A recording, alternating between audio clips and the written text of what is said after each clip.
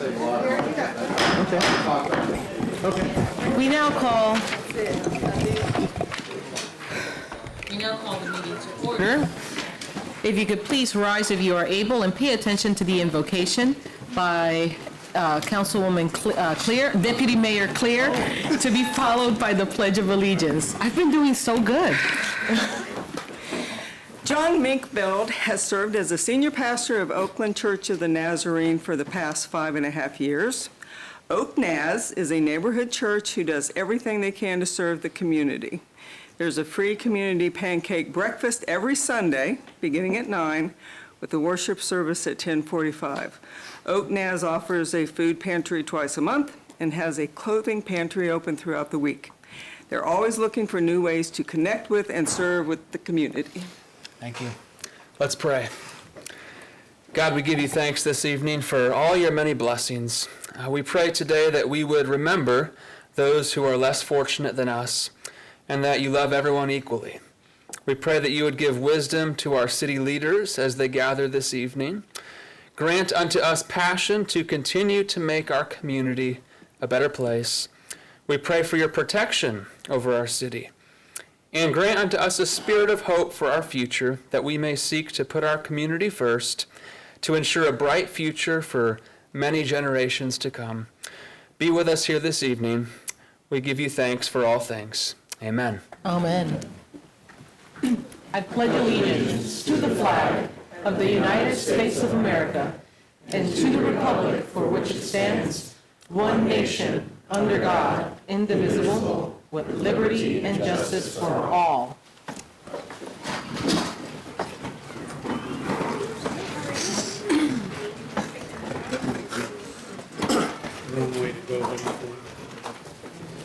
If our friends that are here for the proclamation, if they could join us.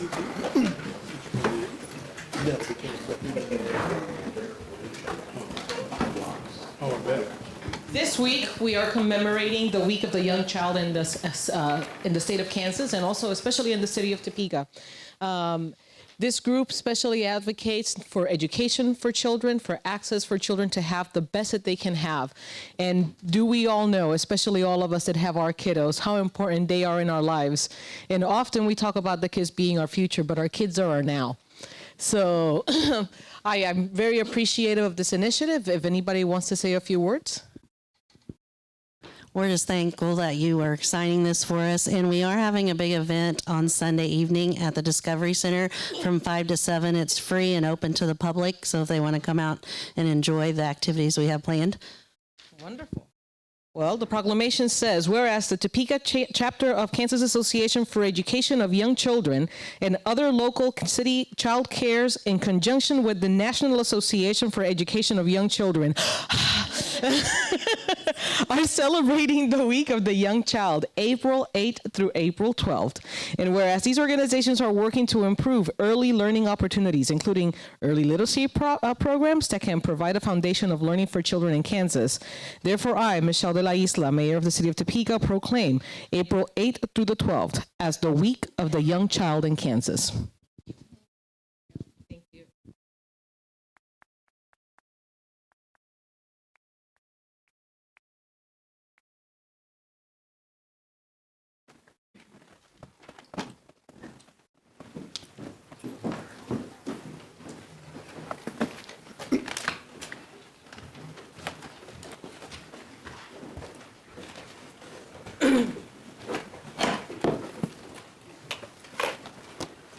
Now that we're done with the awkward walk, we proceed with presentations.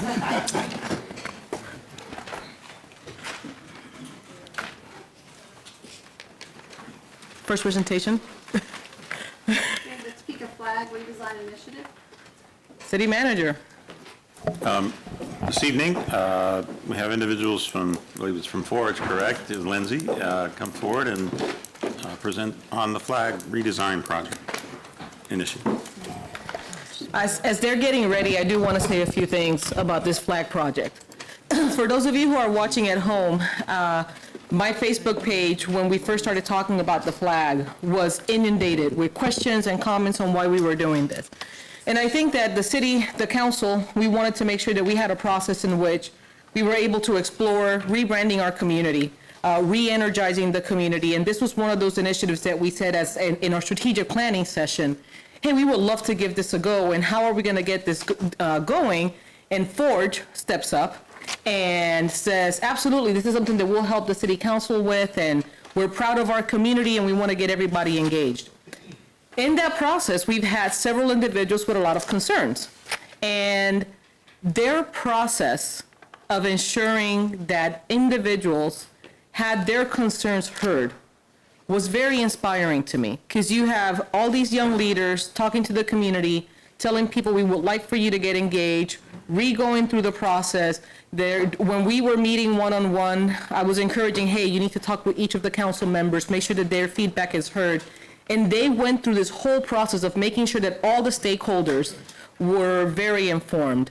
After you, the community, gave your feedback in my Facebook page and Forge's page and every medium that you gave feedback, they took all of that and they gave it to very important artists in our community. And I'm not going to talk anymore because I'm very excited and I want to steal Lindsay's thunder and Brittany's thunder either. But I just want to thank both of you publicly, and Leo Espinosa, who is not with us tonight, for all the work that you guys have done to bring these products to us today and to talk about what our community will potentially be branded as. Well, like she said, I'm Lindsay Laban. I'm the Executive Director of Forge. And I'm Brittany Crabtree. I'm an engaged community member, proud Topekan, just here because we're going to make history with this project. So I think I'll start off by just saying thank you. The mayor already prefaced it with how much input we've received in the process, but really it starts with a thank you for everyone that contributed. It's a grassroots committee. It's you and the mayor. It's Forge taking the lead. It's finalists along the way that submitted their designs to get the conversation going. And then I think we had 300 designs submitted before we got to those finalists. We had over 1,000 people give feedback in their comments. And all that has been combined and reviewed and poured over to get to where we are tonight. So it's really exciting. It's an opportunity for us to make progress in Topeka. I want to preface the conversation before getting into the details of the renditions that are based on the feedback, that we all interpret symbolism differently. That's why this project is challenging and exciting. And so I'm going to share with you some of the symbolism that you may see in these flags, or you may see your own symbolism. But again, it's exciting to think of how far we've come in the process. So the first rendition shows you a graphic representation of a sunflower. All of these have some symbolism of the Golden City, the idea that the sun washes over the land. That comes from our old flag. We carried it forward. You might see that in the yellow in the flags, or you could see it in the sunflower itself. This one's interesting because it has the green arrow pointing towards the five-pointed star. That five-pointed star is where Topeka sits on the Kansas map. And by the upward motion of the green arrow, we're making progress. We're moving forward. And that's some of what you can see in this flag. I should have noted all the flags have blue, green, and gold. We wanted to really convey to Topekans that this is not only a flag, but it is a symbol of Topeka's identity and the cultural shift that is taking place right here in Topeka. So we really wanted the Topekans to see it on shirts, on pins, on hats, on coasters, and really know that this is what it's about. It's not about, yes, it'll be a flag waving, but it is more of a cultural shift, and we are really excited to have people proud to wear it and to be Topeka and to see those symbols and see that that is Topeka. So these are just some design merch that we put out there for the voting process to kind of get people's minds thinking in that direction. Yeah, it's interesting to think about the process we had. I'll never forget at one of the committee meetings, someone showed up with a binder with the history of the old Topeka flag. And so they brought and so it was important that that person was recognized in the process. We heard him out. And so as we move this forward, we join a lot of cities that are doing this. Wichita brought theirs forth, and they've seen lots of success. But also Hutchinson recently went through a redesign. Manhattan's doing it. Manhattan's doing it. Somewhere along the way, we got the question, I don't even know what the Topeka flag looks like. What does it matter? And that's exactly why it matters, right? We're bringing something forward that maybe we haven't talked about lately. And as you know, the flag is separate from the seal. So we retain the history and the respect and the integrity of the seal. And we also have a new symbol to be excited about. All right, so let's talk about the next rendition. So what stands out in this one, different from the others, is you can actually see a T in the flag, so T for Topeka. We still have a graphic rendition of the sunflower. So that middle symbol is a different view of a sunflower. You could also see it as a rising sun, going back to that golden city metaphor. And then Ad Astra, to the stars through difficulty. The 9 stars on all these flags represent the 9 founders of Topeka. And also that to the stars through difficulty, the sunflower's pointing up towards those stars. Again, this is just the merch, and this is what Design B would have for that merch. And then the third and final option for the public to vote on, this rendition really harkens to our transportation background. So you can see the intersecting lines representing all the pathways of Topeka. The green here and the green on all the flags can be considered a symbol of fertility.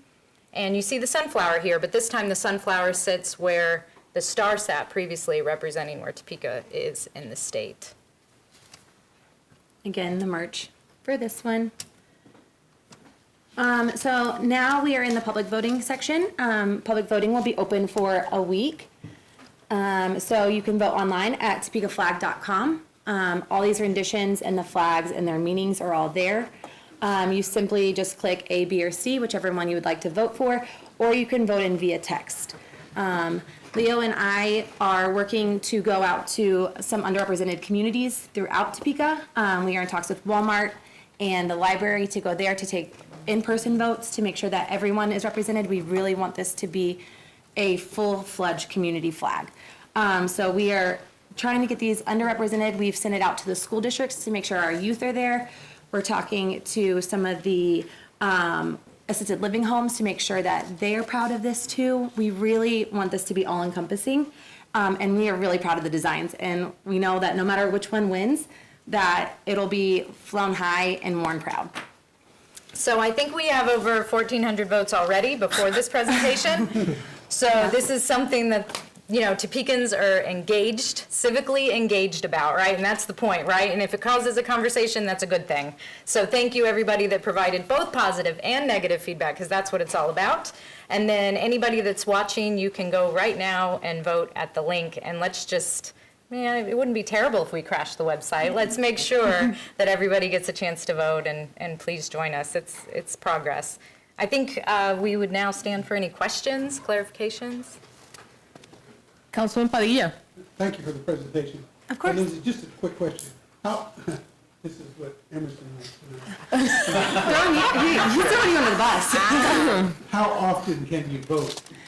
So it's 1 per IP address. Okay. We try, it'll let you vote again, but it just doesn't count it. So it's kind of teasing. So think it through, you know? Make your vote count. Yeah. He asked the same thing during the general election. I thought it was in Chicago. Councilwoman Hiller. Thank you, Mayor. My question is, what green and blue and yellow is the real color? Oh, that's great. You know, when I had my little small group about it, the colors that come up on my computer are more or less what was on the cover of the paper today, on the front page of the paper. And then when we were looking at them in our little intro, the blue was almost a dark navy on that person's computer. These are kind of in between. So the blue is the blue of the Kansas flag, and then the gold and the green are Topeka colors. Yeah, and we can get the actual Pantone. We can get you a specific answer. Yeah. And get because I don't know that code but I'm not a designer, but I will just certainly wondered get how it. the flexibility is kind of scary, but very cool overall that people can just take it and run with it. But I realized that I didn't know about the colors. Yep. So once we have the final flag is chosen, there will be a style guide that has come out so that you will know exactly what the Pantone colors are, so that anyone and everyone can put it on a shirt and be proud of it and really take it and run. It'll be a public that no one owns it, the right Right. to it. It'll just be for the community. So we'll have a style guide that kind of best practices, and then it'll give the exact colors. Thank you. Yeah. Yeah. And South Bend, Indiana, we modeled that crowdsourcing concept after them, after they really encouraged us to make it accessible, and the people's flag. It's not our flag, we don't own it. Councilman Cohen. Thank you, Mayor. I was reading the comments online, and it says some of the news stories about the flag, and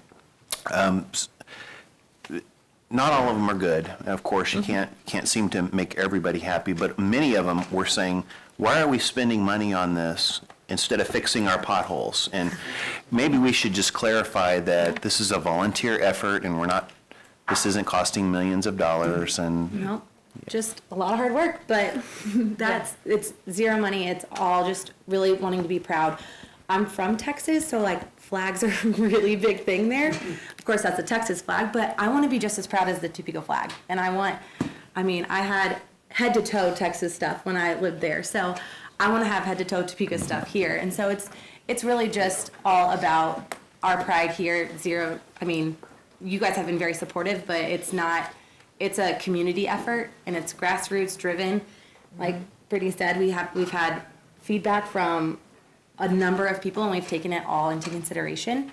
And we hope that everyone can really get on board and back it. Yeah, the submission guidelines were developed by a group that showed up at the library one evening, 25 or 30 people who went through a brainstorming process to condense it down to the themes you saw in the guidelines.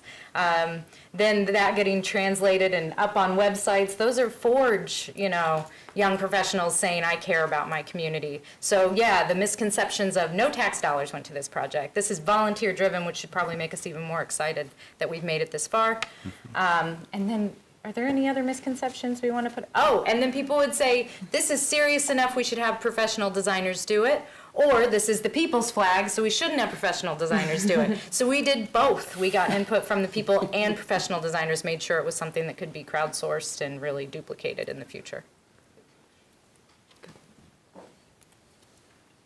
Seeing no more comments or questions, I want to thank all of you. It's topekaflag.com, right? So for all of you that are watching, look at me. I need all of you to go to topekaflag.com and not only just go and vote, but also just copy, then paste it on your Twitter, paste it on your Facebook, tell your neighbor, tell everybody, because this is your flag. And it's just an exciting process. We have 1,400 people have already voted, and we already know that you can't vote twice from the same IP address, which is like the individual marker that your device has. So just make sure that we could my dream would be that we, at the moment that we finish the week, that we're able to say that we have had a significant number that we could say, hey, our community supported this. But it doesn't happen unless all of us do our part. So please share. Sharing is caring in this case. Councilwoman Hiller. Along those lines, though, there is a blocker on somebody's personal computer, but I see Gina Millsap sitting back here, I think. People can go to the library, and you've made accommodations so that if people don't have their computer or don't have that capacity on their phone, they can go Yes. and vote. Yes, Thank you. absolutely. Good work. Okay, thank you very much for your presentation. Thank you. We now move on to the second presentation of the evening, Shawnee County Health Status Update. City Manager. Thank you, Mayor. Tonight, we have Linda Oakes, the Director of Shawnee County Public Health Department, here, along with Dr. Pisano, to discuss our county health rankings. Thank you.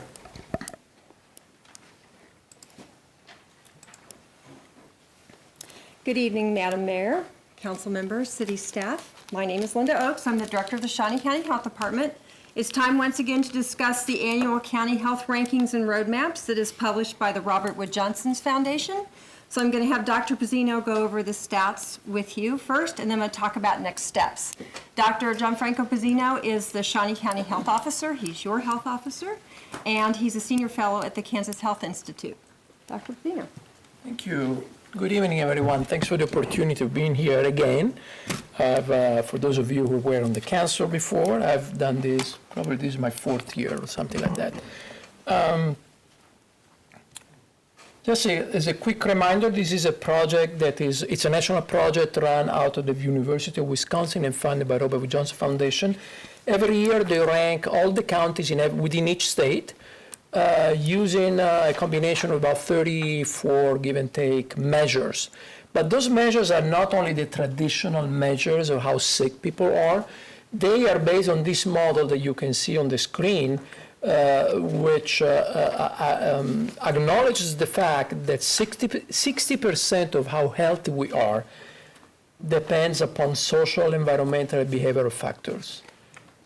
20% on genetics, and only 20% on healthcare. So it's a combination of all these factors that really creates or determines how healthy a community is. So the update for 2019 was just recently released in March, and the ranking for health outcomes for Shawnee County dropped from 61 to 79. You can see there were 103 counties ranked in 2018, 102 in 2019. A few counties are not ranked because they don't have enough data, enough information to be part of this ranking.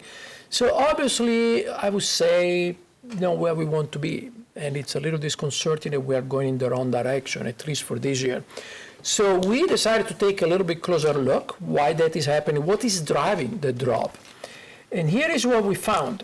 You can see here on this table, again at the top, is the ranking. We went from 61 to 79. There are two elements that play a role in the ranking for health outcomes. One is the length of life, which is measured using something called years of potential life lost, or YPLL. I know I'm getting a little technical, but it's essentially a measure of how young people are when they die. And the younger the people are when they die, and the higher is this YPLL, the years of potential life lost. So the assumption is if you die young, you are losing some years of potential life. And the second element is the quality of life, low birth weight, self-reported poor health, and so on. You can see for the quality of life, our ranking was more or less the same, 72 and 75, so really no big change. But look at the change for length of life, from 47 to 78. That is a big change in ranking. We tried to look even deeper on what was going on with this YPLL, these years of potential life lost, and this is the way that the chart looks. The red line is Shawnee County. And on the vertical axis, you can see the premature deaths, the rate of premature deaths in Shawnee County. And the other two lines represent Kansas and the United States. So I think it's pretty clear what's in front of you. In the past 3 years, every year, there has been an increase in premature deaths in Shawnee County, while that same number at the state and at the national level has remained more or less unchanged. So, and I'm sure your question would be, why was that?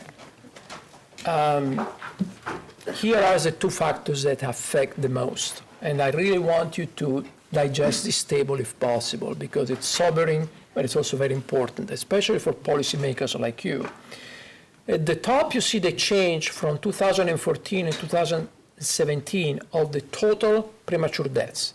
So there was a 10% overall increase in premature deaths in Shawnee County between 14 and 17. The two major causes that account for that are homicide and suicide. The homicide premature deaths increased by 142%, and the suicide premature deaths by 69%. Now, these are years of potential life loss, so don't get confused. This is not the number of homicide. It's how many years of life were lost because of homicide. And so the younger the victim is, the more that person, the victim, will contribute to this pool of years. So don't go and compare these numbers to the absolute number of homicide, because there will not be an absolute match. But it shows you that we really have a problem here. And if we had avoided this big increase in homicide and suicide, we would have avoided about 75% of that overall increase in premature deaths. So in other words, these two causes alone account for about 75% of all the increase in premature deaths in the county. Furthermore, those premature deaths are not evenly distributed in our community.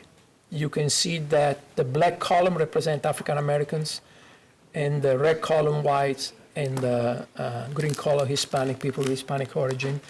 And African Americans lose years of productive life at about twice or sometimes more the rate as white and Hispanic in our community. A few more pieces of information about the health factors that contribute to these health outcomes. I want to focus your attention on the 3 or 4 lines in bold here. Violent crime in general is pretty high. It hasn't changed very much. So actually, none of these numbers really has changed very much from the previous year to this year. They were pretty bad last year, to be frank with you, and they're still pretty bad this year. We still have over 30% of children who live in a single-parent house. We have about 15% of children who live in poverty. That's particularly disturbing for me because the trend is not going down. Our economy is improving, has improved, but actually we have a slight increase here. Now, it may be just statistical error here, but certainly we don't see a big decrease in children who live in poverty in Shawnee County. Keep in mind that some of these data refer to information that was available 3 or 4 years ago, so it doesn't necessarily reflect what happened last year or the year before. But the trend is still what it is. And the last line that you see in bold there is the percentage of households with severe housing cost burden. What that means is that these are households that spend more than 50% of their income on housing. It's a new measure, so we do not have a comparison to 2018. Our number is the same as the average in Kansas. It doesn't make me feel good because I think that thinking that more than 1 in 10 families in our city, in our county, spend more than 50% of their income on housing, it's really mind-boggling. So I'm going to skip over those. We are doing well in clinical care. Not much to say about that. We are doing well last year, we're doing well this year. We have excellent hospitals, excellent providers. Clinical care is good, but this is one more demonstration that just having good medical care in and of itself will not assure a healthy community. You're going to talk about this? Yes, I am. Okay, then I want to make some final comments. Sure. So what are we doing about these numbers and the issues? So we're going to have our annual community conversation next Monday at the Topeka and Shawnee County Public Library from 11:30 to 1. We'll have a light lunch to serve to everyone. And we're going to be talking about the rankings. We're going to be working on our next community health improvement plan. So the community health needs assessment is complete. It is on our website if you'd like to see it. I can tell you the number one concern that came out, and this probably will not be a surprise to you, is mental health and access to mental health. So we're going to be working on the improvement plan. We're going to be awarding our first Public Health Champion Awards, and we're going to talk about the Kojima report. And you might have seen the ad in the paper Sunday. It was a great ad, beautiful. Last year at the community conversation, Chris Omni heard the report about health disparities, especially for Black women.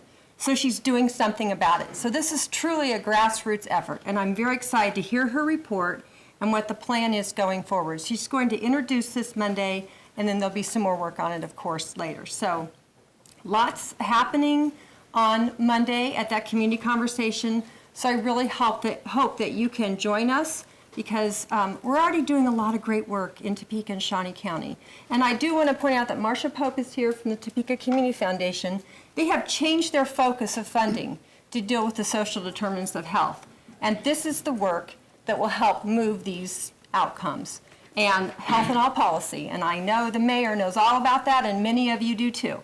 So we're going to be working in those areas to help improve the health of our community. It's hard work, it takes a lot of time and a lot of people, but I know we can do it. So I'm going to let Dr. Pedino summarize, and then we'll answer your questions. If I can just wrap this up real quick. You heard that from me before. This is not just the job of the health department, and I think the data I just presented to you today is a proof of that. The health department really has little influence on how many people die from homicide. probably suicide is a little closer to the work that the health department can do, but it's just one more demonstration that it really takes the village here. And the challenge I have for you is to take ownership of health in our community. This is not something that someone else is going to do. Next time you have your strategic planning sessions, think about your vision and mission statements. Is health included there? Think about the strategies you're looking at. Is health a component of that? Just about anything you do, any kind of policy intervention you do has an effect on health. Be aware of that. Take ownership of this problem. And hopefully, if that happens over time, we can really have a vibrant community. But a vibrant community without health does not exist. There is no economic development in a community that's unhealthy. There is no quality of life improvement in a community that's unhealthy. That's all I have for you. Thank you very much. I wish I had better news, but. Do we have any questions for Dr. Pacino? Councilman Mason. Thank you, Mayor. Thanks for being here. I had a question on the homicide statistics that were mentioned in there and the years of life that were lost. I believe it said 2014 to 2017 were the years that were used. Have you guys figured in the 2018 numbers? 2017 was sort of an anomaly in Topeka, and our homicide rates dropped like 40% to 2018. Right. Are those statistics not available yet for you guys, or? So it gets a little bit more complicated. First of all, we really don't do the analysis that's done at the University of Wisconsin. As I said, it's a national project, so we just get the data from them, and then we kind of look under the hood. They use the most current year available when that analysis was done, which was probably towards the end of last year, I presume, because it's published then in March. And also what they do, they take a 3-year average just to avoid the problem that you were saying, especially in relatively small communities. Numbers can go up and down even just randomly. So when you look at the ranking position, that's really the reflection of the change in the 3-year average of the previous 3 years. I'm really curious to see what will happen next year. I hope that the drop will be reflected in the numbers. But I also want to point out that there was an increase in that years of potential life lost every year in the past 3 years in this ranking report. So I don't think it's just statistical fluke. I think that is real. But there may be also some effect of factors like the one that you mentioned. Okay. Thank you. Councilman Jensen. Thank you, Your Honor. I appreciate you coming to discuss this with us this evening. I realize solving this problem is a team effort, and it's going to require everybody around this table, around the County Commission's table, our entire community to come together. Who's our team lead on this? Is it the Health Department? Is it the County Commission? Who is ultimately responsible for rallying the troops and pulling us all together to accomplish solving this massive problem? So I think it's a combination of people, but we do use Public Health 3.0 as our model. Mm-hmm. So that makes the Health Department Director the Chief Health Strategist.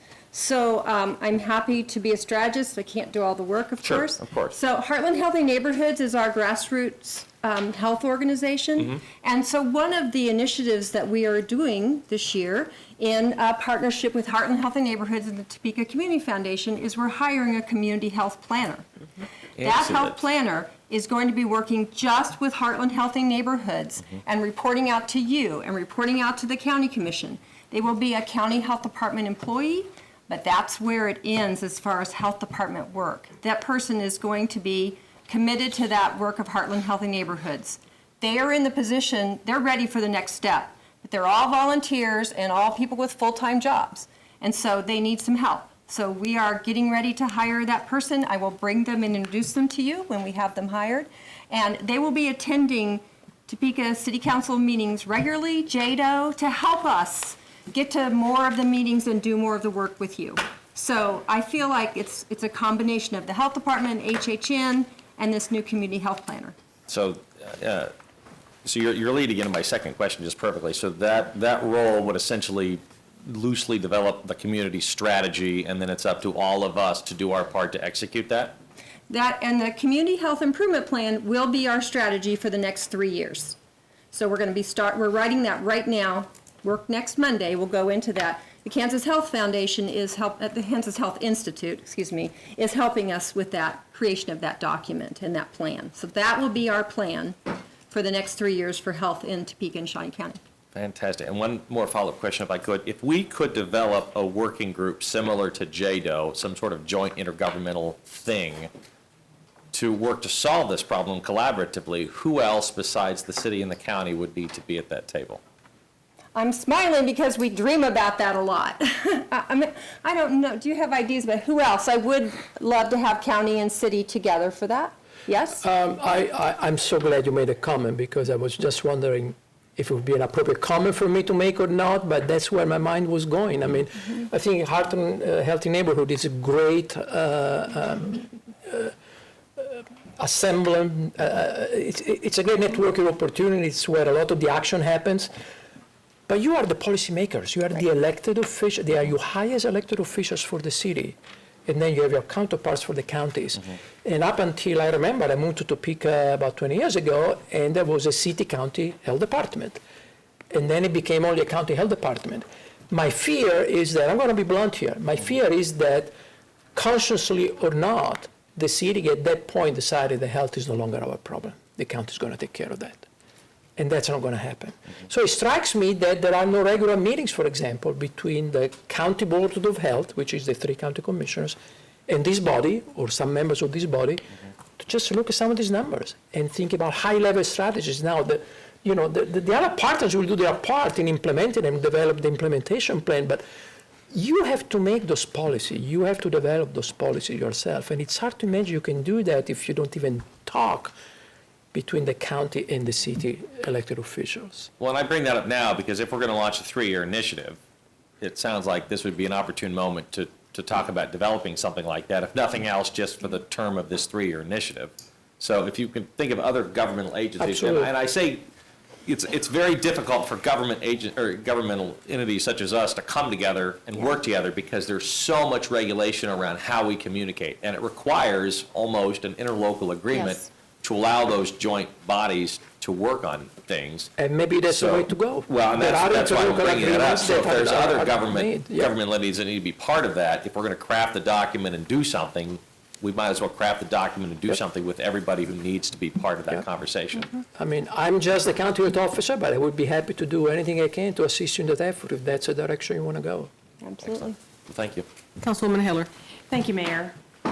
I was going to make one comment, but I'll respond to that one. I've participated in Heartland Healthy Neighborhoods in the past, and in particular on the healthy environment section, because it has sections.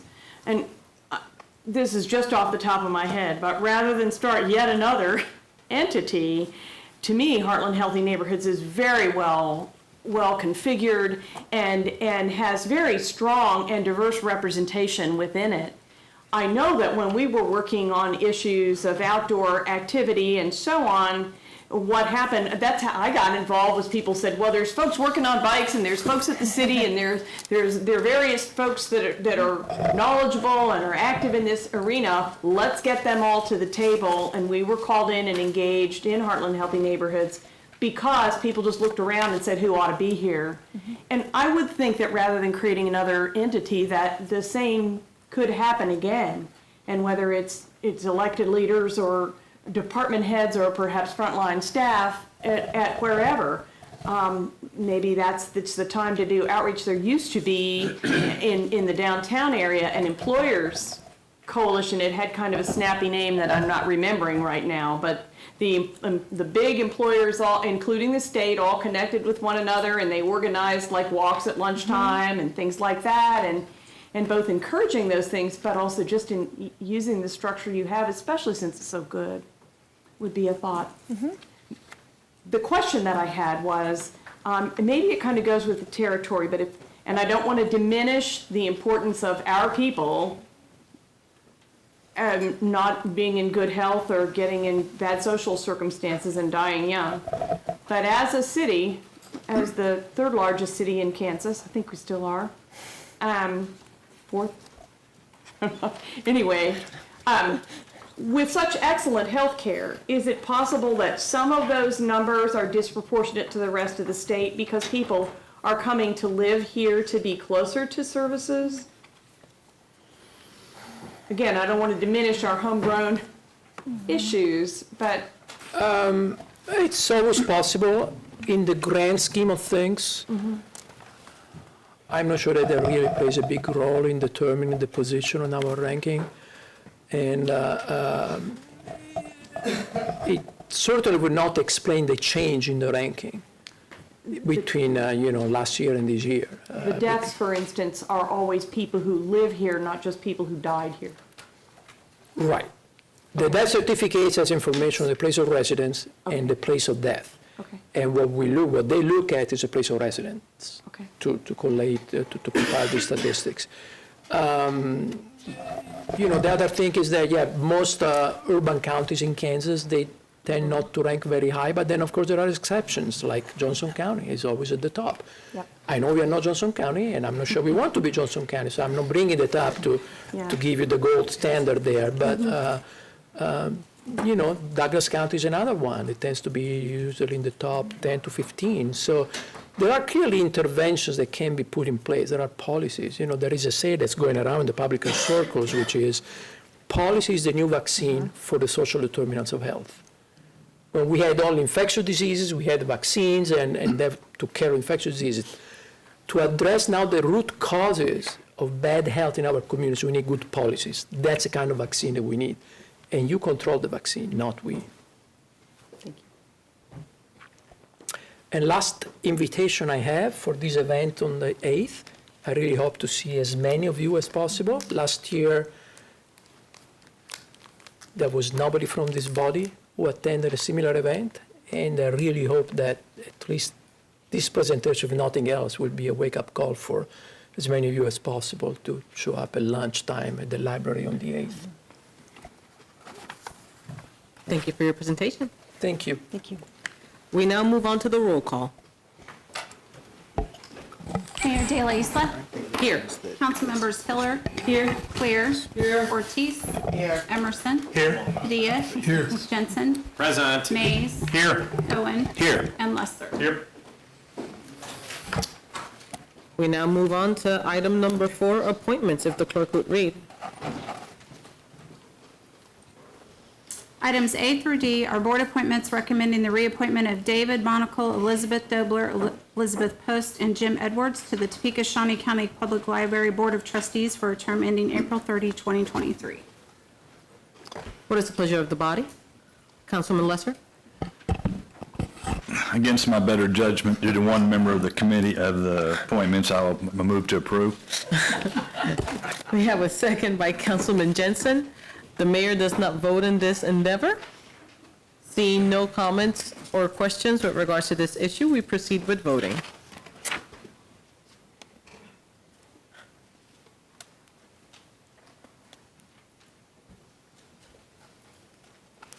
We have 9 yes. 9 having voting yes, the motion passes. I would like for the members that just got reappointed to this board to please stand up so they could be recognized.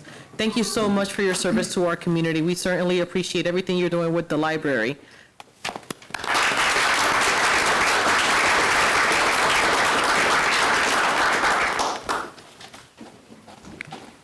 And we also have the library executive, the CEO, Gina Millsap here, and our good friend Margot Rangel as well as here in the room. So thank you for being here tonight.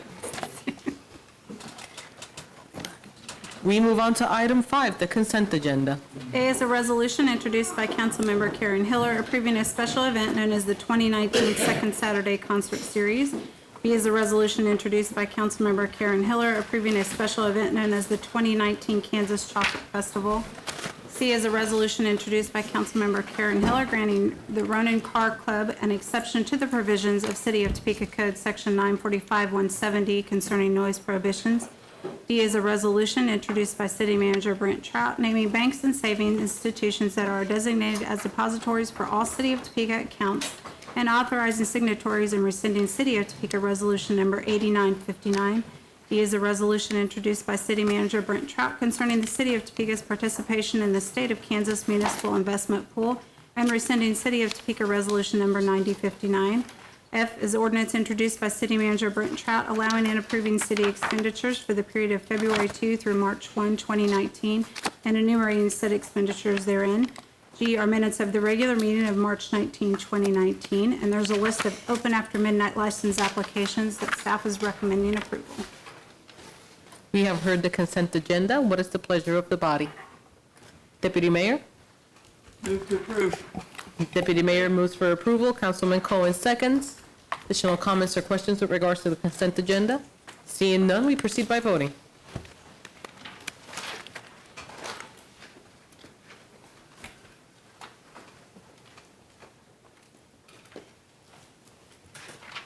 We have 9 yes. 9 having voting yes, the motion passes. We now move on into the action items. Item A, if the clerk would read.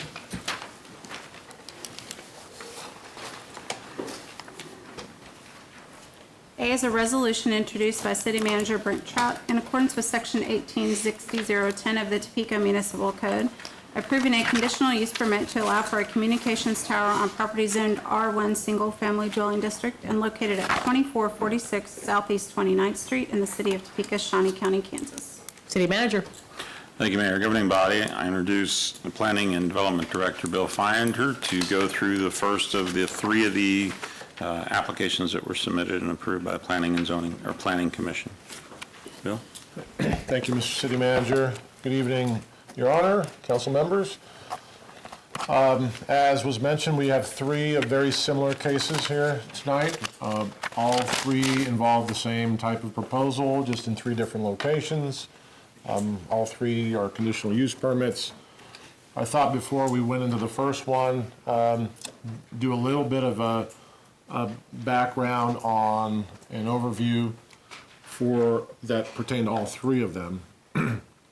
Number 1, you should have received a summary of some legal constraints, if you will, from the City Attorney's Office in your packet.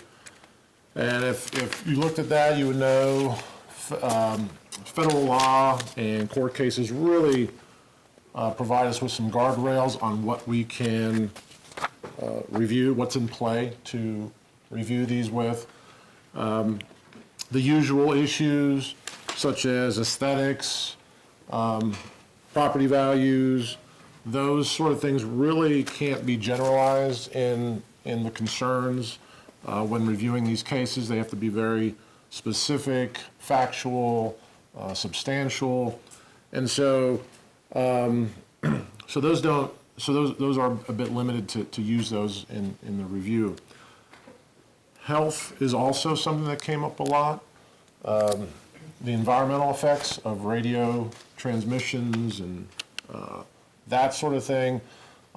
Actually, federal law prohibits cities from using that as part of their review. So that's kind of ruled out. What is in play, and the other thing I should say is we can't also require the applicant to find another property or go collate on a nearby tower. So moving them around is not, again, not something that we can do.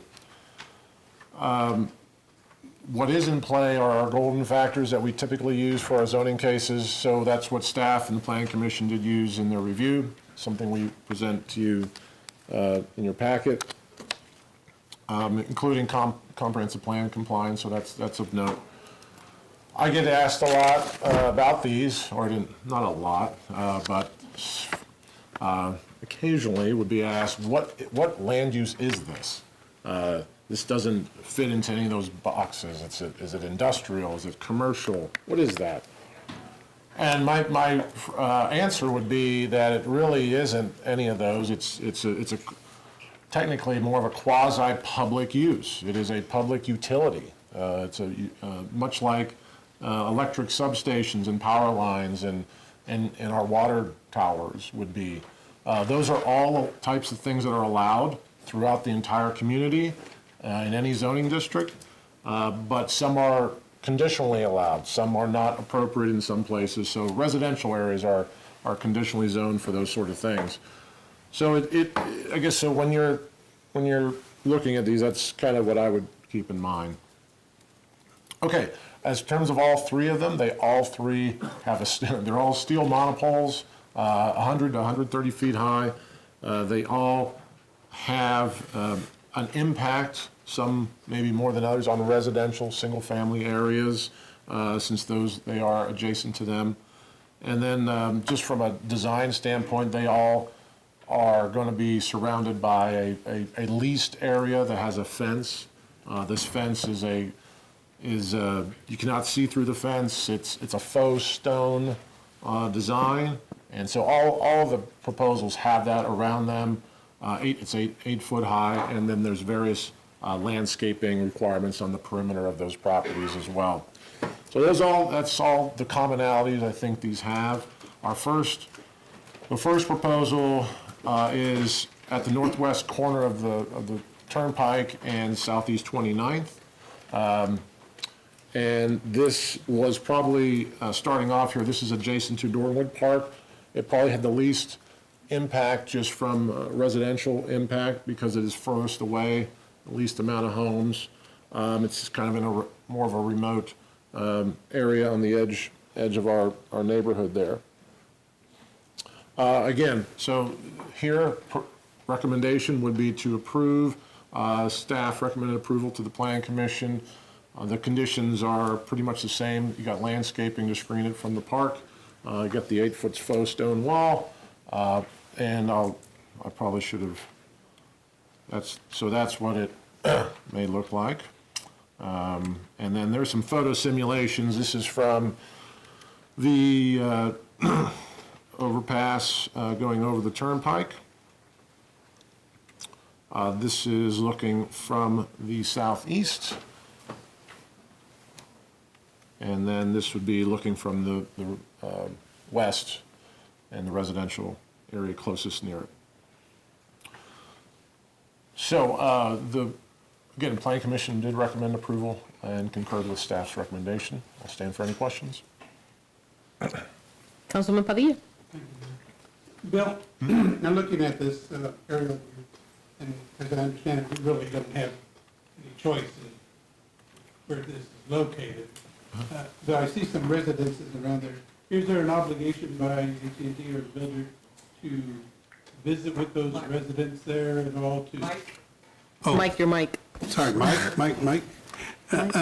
Is there an obligation by the builder or AT&T to communicate with those residents about the project and what will be going up in clear view of their properties? Councilman Padilla, the obligation, I don't know so much on the applicant. That's always something that they should do.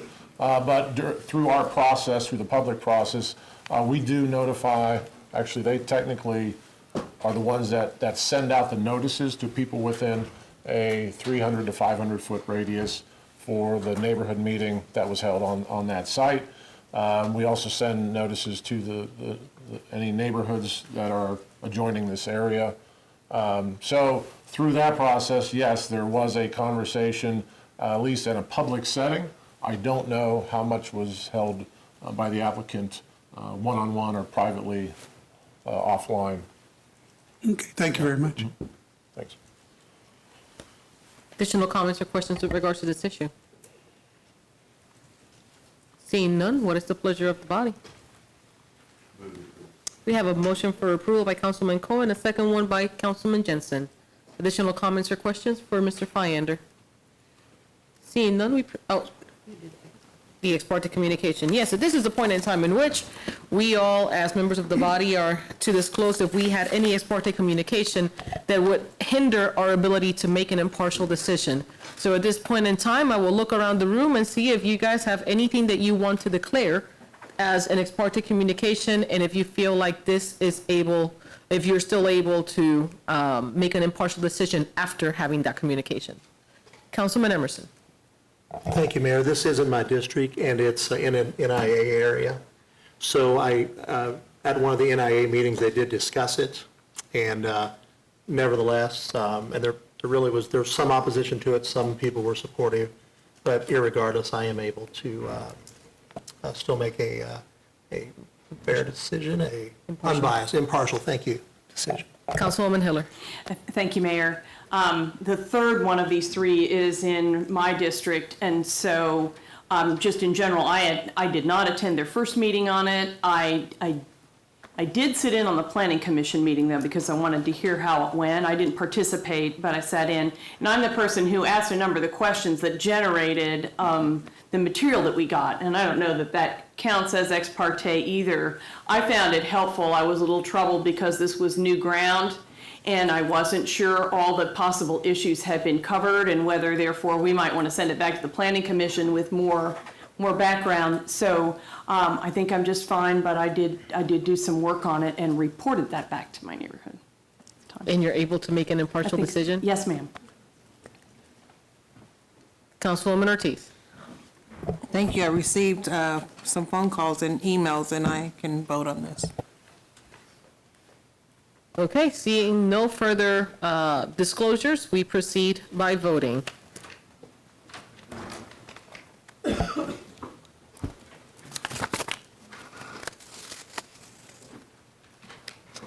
We have 9 yes. 9 having voting yes, the motion passes. We now move on to item B, if the clerk would read.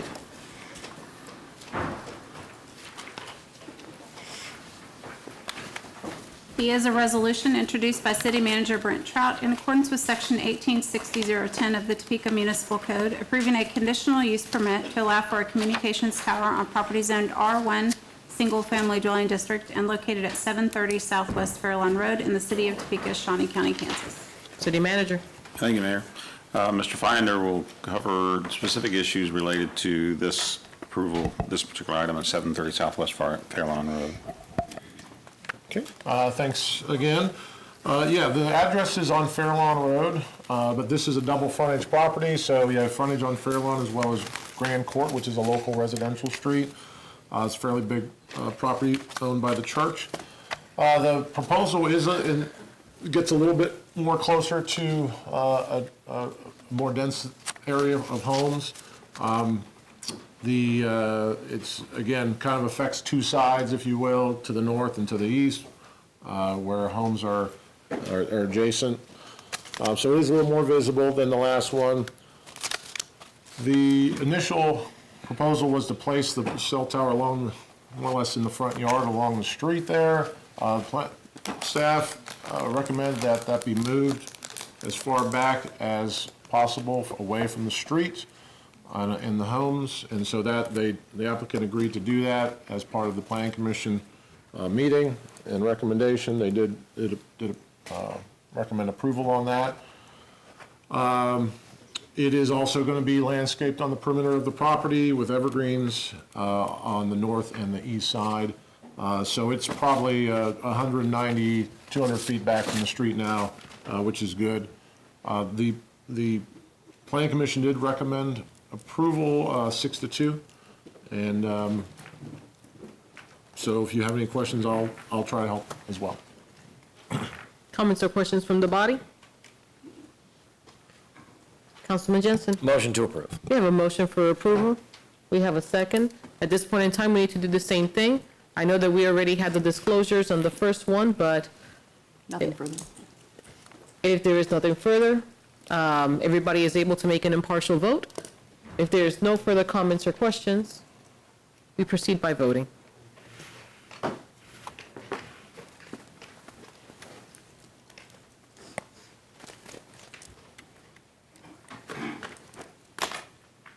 We have 10 yes. 10 having voted yes, the motion passes.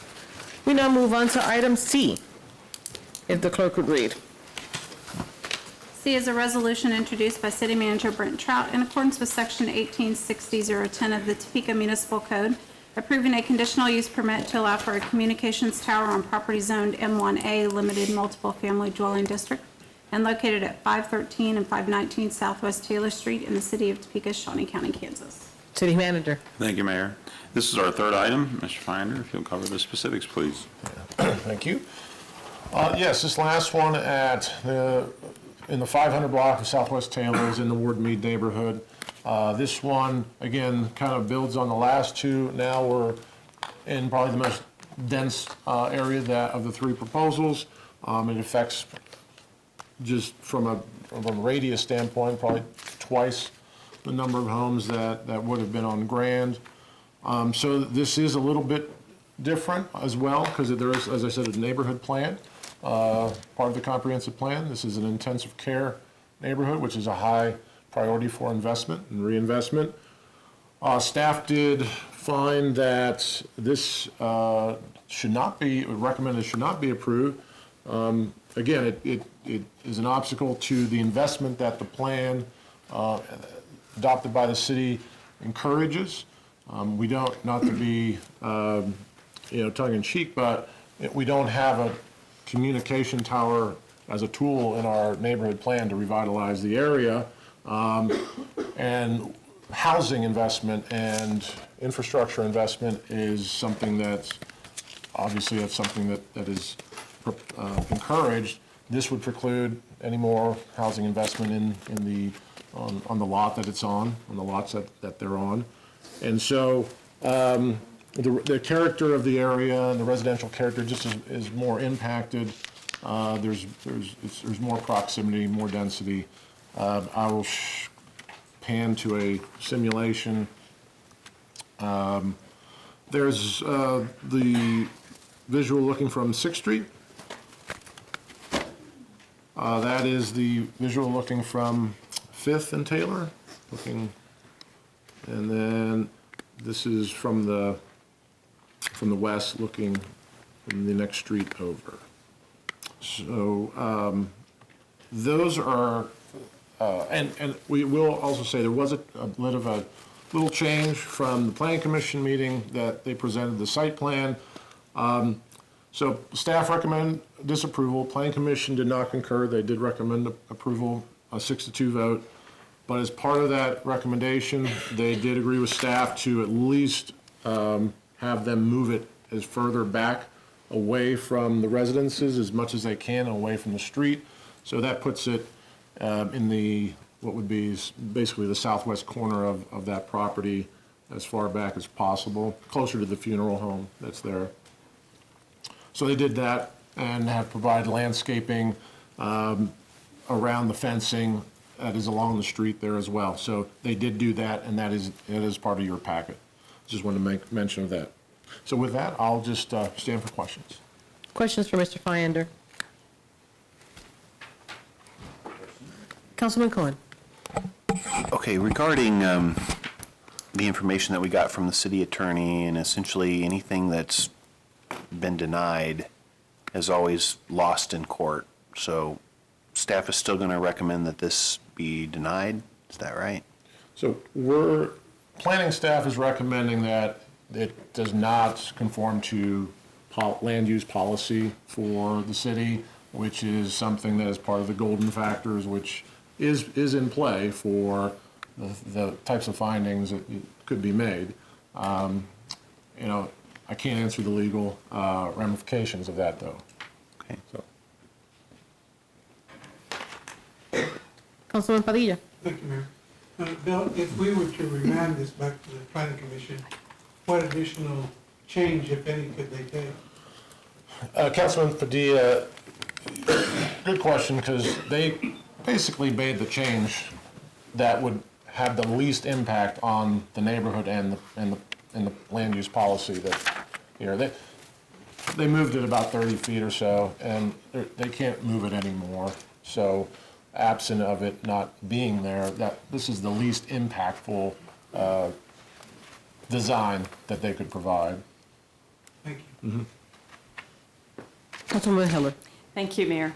Yeah, your Councilman Padilla's question was why I did the research that I did. I was a little dismayed that it, on the one hand, I appreciated the staff's comment, the staff's position, the planning staff's position really didn't get discussed at the Planning Commission at all.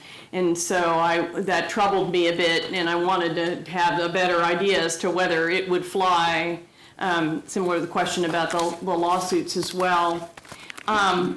I want to say how much I appreciate the staff doing the extra research and sharing it with all of us.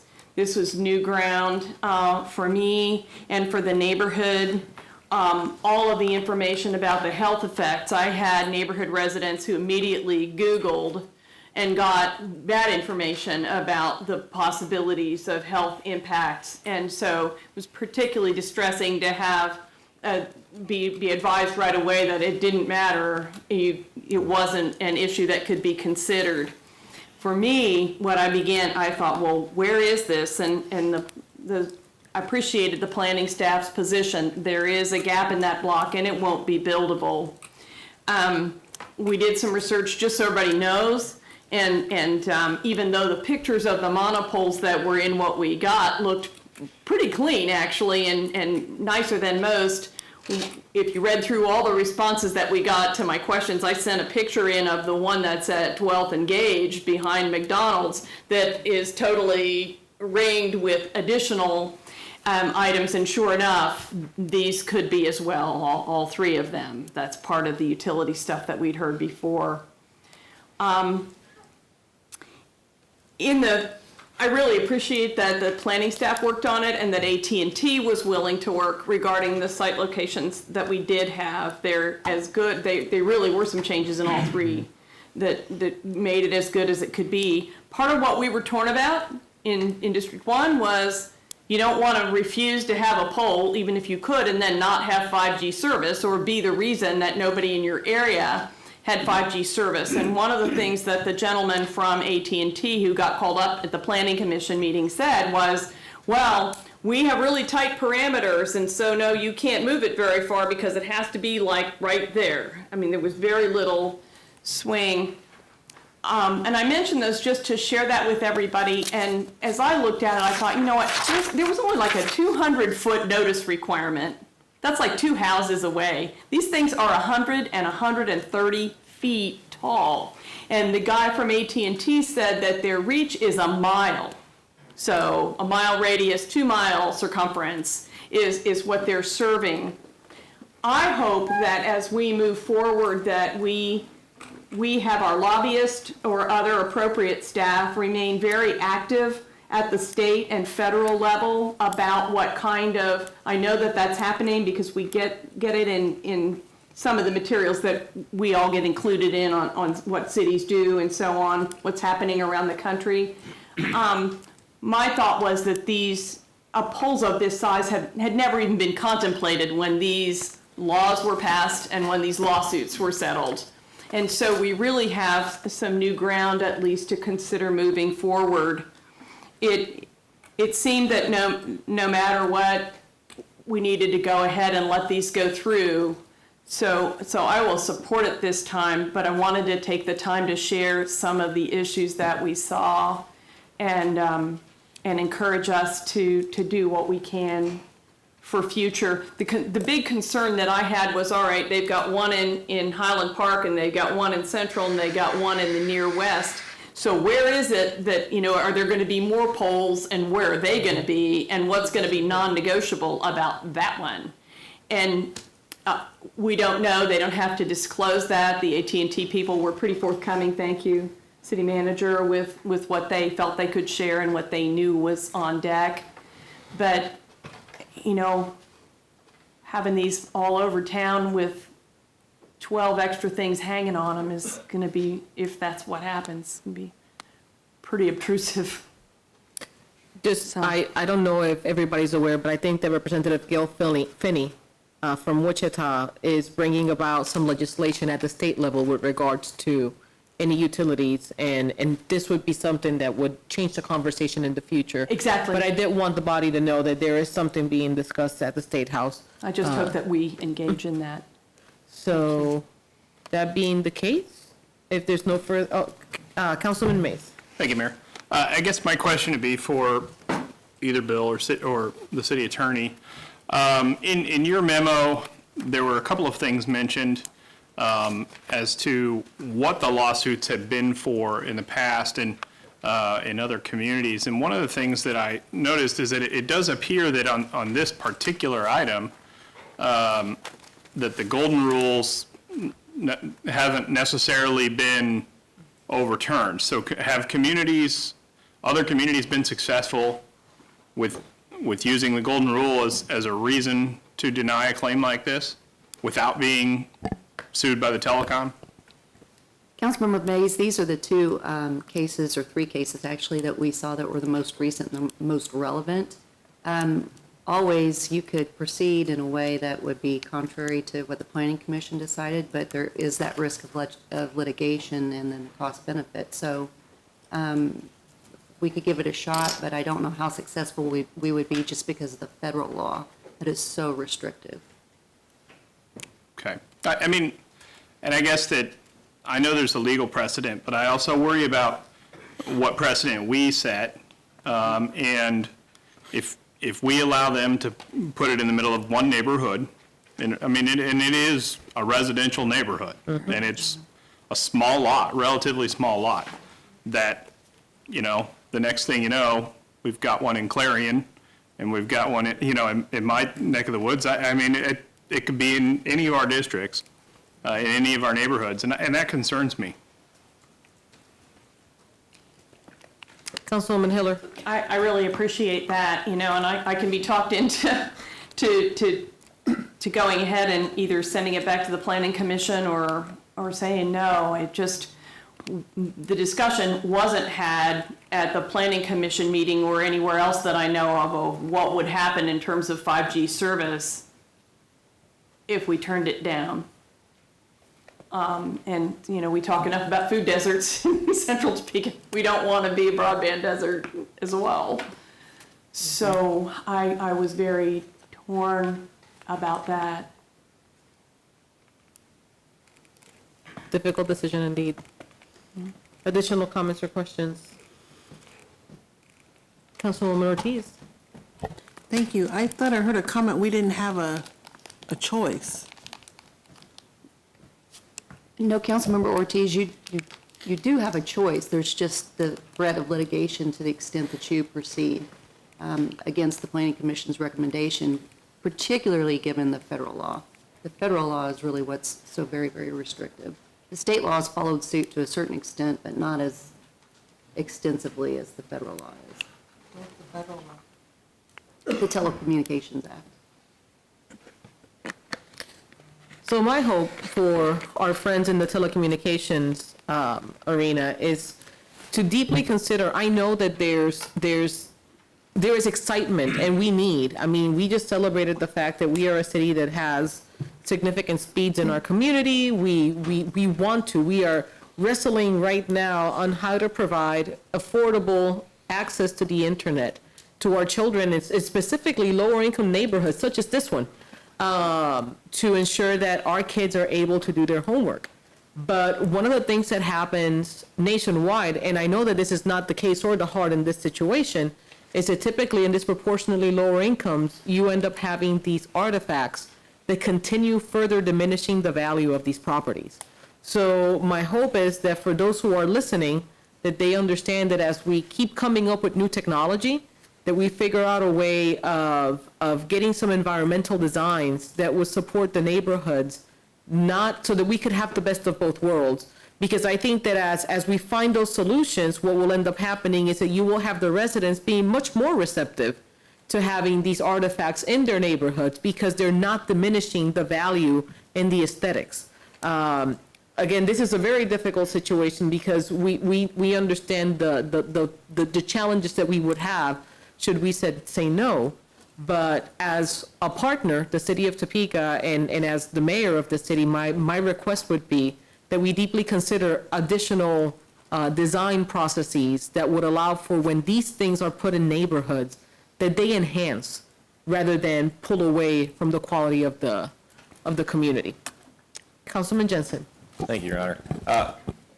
One missing vertical asset will not dissuade 5G service in an area. There's too much competition across the four major wireless carriers and MVNOs, the miniature ones that run on top of those networks. That will not end the game for that area. Additionally, there is massive technology on the forefront with microcell and small cell technology that can easily make up the gap and not be a 175-foot vertical asset for these companies. So there are a myriad of options in the pipeline. So I would encourage everyone to think of the future technology that's coming. I know 5G is on the way.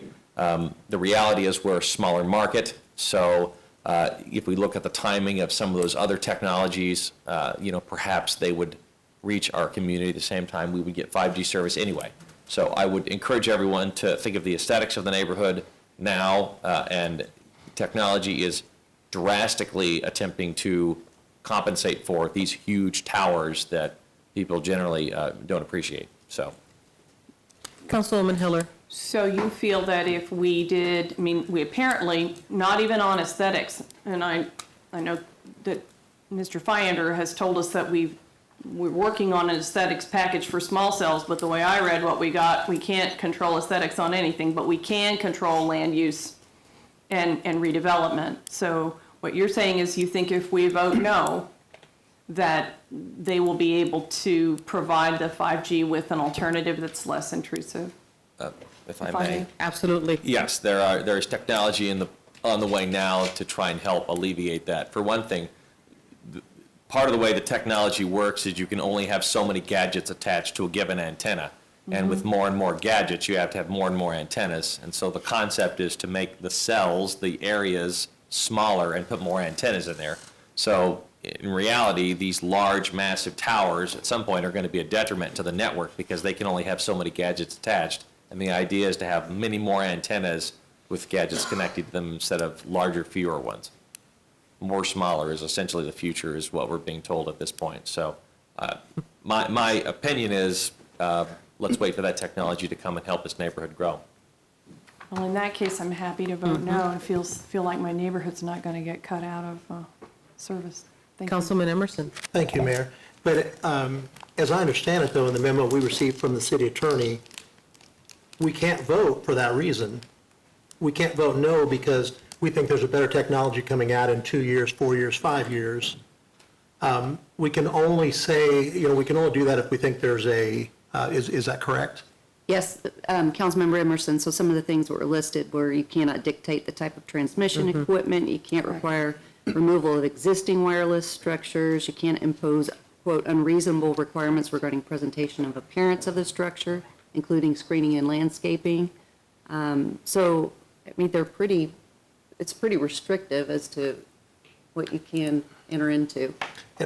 And I'm troubled, and I respect everyone here and your opinions on that.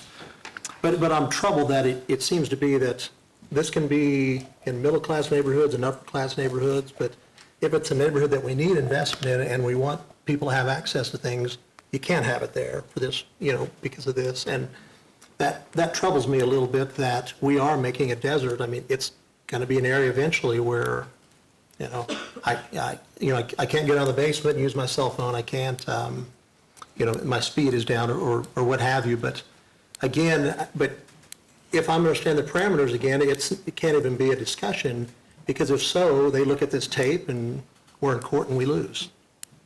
Is that?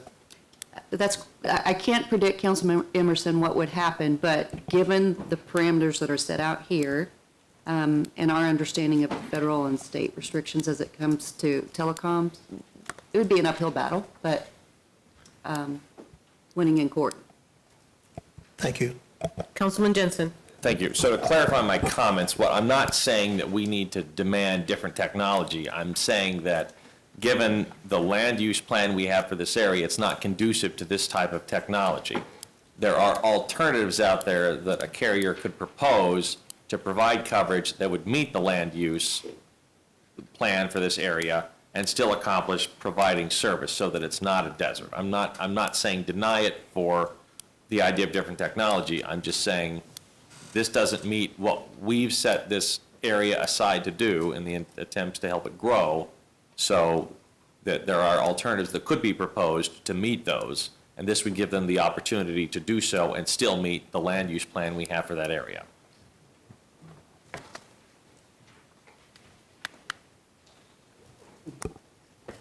Seeing no further comments or questions? Oh, Councilman Emerson. I was just going to move approval. Oh. So Yes. Yes, I move approval. We have a motion made by Councilman Emerson, a second made by Councilman Cohen. Seeing no additional comments or questions, we proceed by voting. Ex parte. Oh, pardon me. Rinse, repeat. We have discussed all items pertaining to this. However, we are again to mention the ex parte communication.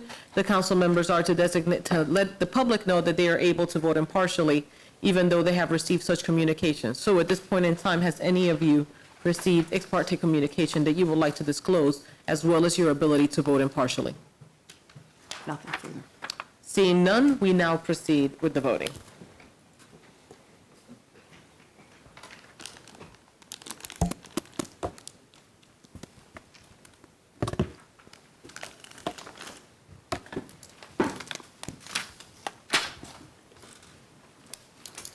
Okay, the motion fails. We have 4 yes and 6 no. So we have Mayor, Hiller, Clear, Padilla, Jensen, and Mays voting no. The motion fails. We now move on to the next action item. Item D, if the clerk would read.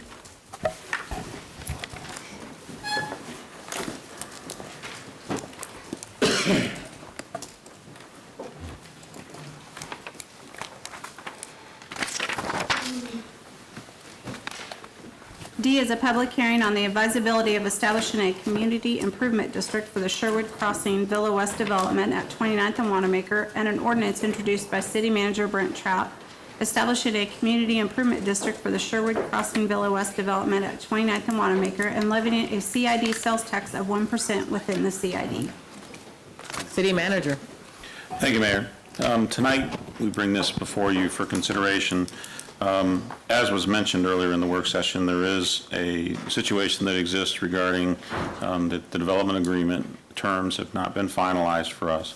But seeing as we have the hearing that is required and established and notified of individuals, we would conduct that hearing and then end up asking for a deferment of action to a later date, which April 16th, a continuance to April 16th.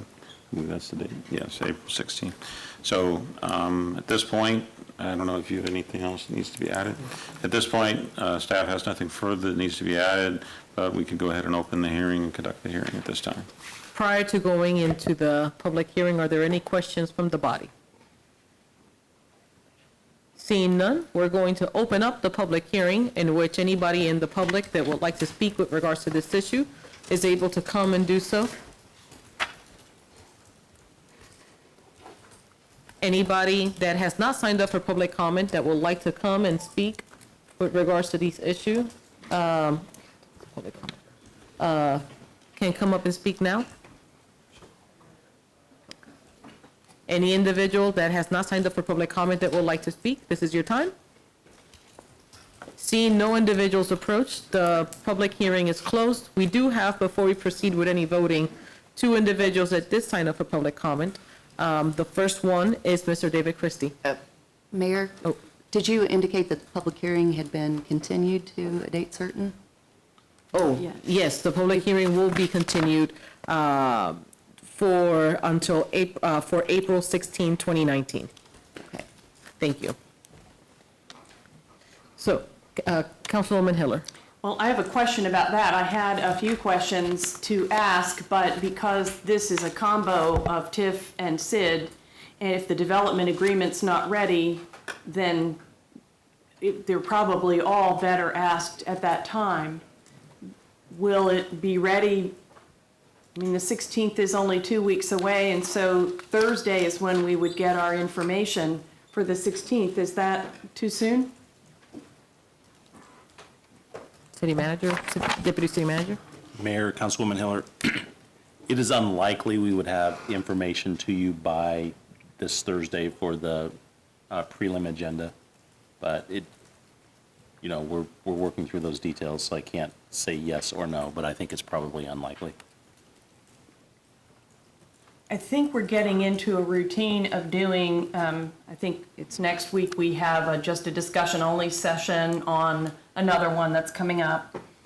Could it be that we should put this off longer and can we combine, then when we do the session on the SID, set it for when we think the development agreement will have been done and will have been done 2 weeks before, so that we can then talk about both the SID issues, but the way it overlaps with the TIF at the same time, and just knock them both out.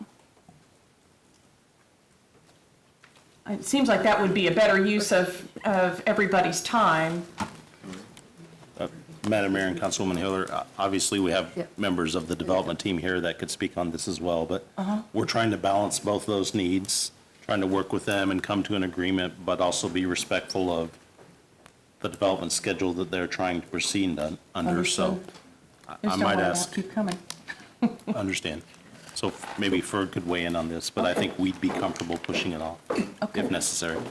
Mr. Neiman, thank you for answering some of our questions. You're welcome, Mayor, Councilwoman, Ms. City Manager. Ferg Neiman with Christie Development, with the developer of this project, 29th Street Partners LLC. You're correct that the development agreement, which is common on a TIF and CID project, is a joint agreement. The schedules and the statutory requirements for the two different incentive packages have different guidelines, but the tools would need to be tied together. We've received the draft agreement from the City Attorney's Office and from the City Financial Advisor. We are prepared to give our red line that document back as soon as tonight or tomorrow. We're waiting on one piece of information from city staff that I anticipate we'll get in the next day or two. With the rest of the agreement ready for red line, I think I would like to say 95% in agreement on the original draft. A couple of points that still need to hash out, but we would like to keep proceeding on this proposed schedule, the 16th, and try to get have the CID district approved as well as the redevelopment agreement approved on the same date would be our preference. We have a project plan for the TIF as well. I don't know what the date on that is at this moment, but We don't have one. essentially by the first week of May, we'd like to be able to have a vote, up or down, obviously recommend up on all of these. But, There's just a little bit of disadvantage in terms of the fact that we only meet the first 3 weeks of the month. And we've already talked about the fact that you're the first in line. So to be respectful of you and of the public notice, the notice that we need and the public, just wanted to make sure we were putting enough time in there. If you all, I don't know how close you all feel that you are, but I'd rather not be scheduling it when we're not ready. Or conversely, be sure we'd be ready in time. And Dave Christie's here as well today. And if you'd like us to address some questions today, we're more than willing to do so. As my understanding from the past meeting, there's going to be some discussion, may have already happened outside of right now, obviously on just the economics, the mechanics, the processes around these incentives, not looking at our project or another project, but just looking higher level. We can add to that discussion if desired or not. As far as our specific project, we can address comments. I know, I don't know if I mentioned last time, but, Jeff White, your financial advisor, he's also looked at, we've met with him separately as well as Mr. Gerber or others, and Jeff has said our financials, our projections, our pro forma, our timelines are reasonable, and he was in support of those. He's not the governing body, and he doesn't pretend to be, but he's a very sharp individual, obviously representing you guys. He feels like what we've proposed, the number's reasonable. I don't know if Mr. Gerber or Mr. Trout, if you'd like to talk about any specifics, or we want to hold that for another date or offline. We just my goal is not to get backed up where we're sitting here in mid-May, and then I know we've got three Tuesdays, okay, then we're in June. Pretty soon, we can't catch up on planning, on permitting, and, we're trying to get out there and get going here when the weather gets warm. Thank you. If you would be okay, Councilman Lesser does have a question. Yeah, no, the only thing I support, as Karen says, Jeff's very sharp. He's a good guy. Jeff also gets a check, and I don't really care if he's ready or not, quite frankly. But, and honestly, as far as that goes, I'm glad Doug's ready, and if he's ready, but I don't really care about that either. What I care about is whether or not we have adequate time, and the Thursday before Tuesday meeting is not adequate time. So we either have enough time or we kick it back. It's pretty simple to me. Thank you. Deputy City Manager? Mayor and Councilwoman, we've, just from a broad perspective, we've heard some of your concerns, and what, I'll just say one thing we're going to try to do with future projects is to schedule a meeting in the interim where we have a discussion, a very specific discussion about the project, where we're not asking for action. That way, we don't get into some of these unnecessary discussions that we're having. Not that, maybe unnecessary is the wrong word, but it helps keep the meeting flow better, I think, and helps keep you guys informed so that you don't feel like you're not getting the information you need, I think is a better way to frame it. I think Mr. Neiman's correct. We're all but in agreement on the development agreement, but I would also stand by my statement that I think being able to get that to you by Thursday might be a challenge for staff. Councilwoman Hiller? I don't know what the first Tuesday is in May, but what I'm hearing is I think we need to set it for the first Tuesday in May. I would so move if we need to do that. And I want it to move along, it's not bad. So it needs to be reopened on the 16th. Councilman Lesser? Recontinued. Thank you, Mayor. And I'm not saying that. I'm just saying if this is when we're wanting to hear it, let's have it ready. I mean, I've worked late, Tony's worked late bidding jobs. I mean, if we want to get it done and you guys want to get it done, then figure out a way to get it done by then. If not, then, you know, let's move it on. I don't have any problem with, like I said, moving forward. I've supported the project from the beginning, but at the same point in time, I want to be able to have my due diligence on an adequate time frame to do so. Understood, and I think with that, we could get it out the door tomorrow and definitely be ready for the first week of May. As a matter of kind of Robert's Rules of Order procedure, I believe the hearing was just continued to the 16th. We So would I think have at to. minimum, it needs to be open on the 16th, recontinued until the first Tuesday in May, and that would be where we would anticipate a vote and any additional discussion. City Manager?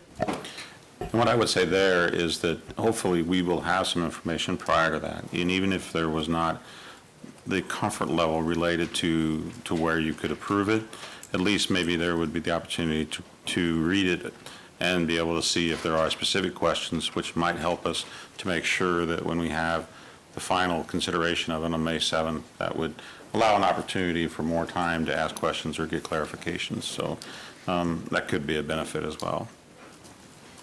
Okay. Well, the first person signed up for public comment was Mr. David Christie. So, Mr. Christie, if you could approach the podium, you have 4 minutes to talk to us. Welcome. Madam Mayor, thank you, council members. One of our biggest concerns, and I think the reason certainly Councilman Heller likes us is, and the other folks that were on this council when I did Crosswinds, is we performed overnight. And we're scheduled to start demo construction on May 15th. So our plans are done. And so we're just concerned about how that dovetails to the approvals. We don't want to jump the gun and start the construction, and we're having problems with, the approvals, because we can't make this beautiful unless we get these incentives worked out in some form or fashion. So our demo is taking the towers down, ripping the fascias off the building, starting completely over. And we're planning on starting May 15th. So that's why we're not here. But, and the second thing, please forgive me, but I'm going to be in Alaska bear hunting. So I may never see y'all again. I'm going brown bear hunting for coastal brown bear. But anyway, so that's a 2-week commitment. And that starts the 26th of April. And I'm gone till the 10th of May. So I would like to be here to answer specific questions that you all might have. Ford does a great job. He does a better job than me.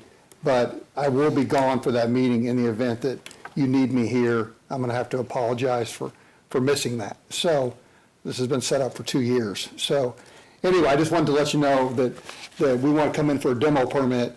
And I don't want, I just don't want to put the cart before the horse, if you will. And that's, basically our plan is to get this thing completely mostly renovated by the end of the year on the phase one. So thank you for listening to me. Does anybody have any questions? Councilwoman Heller.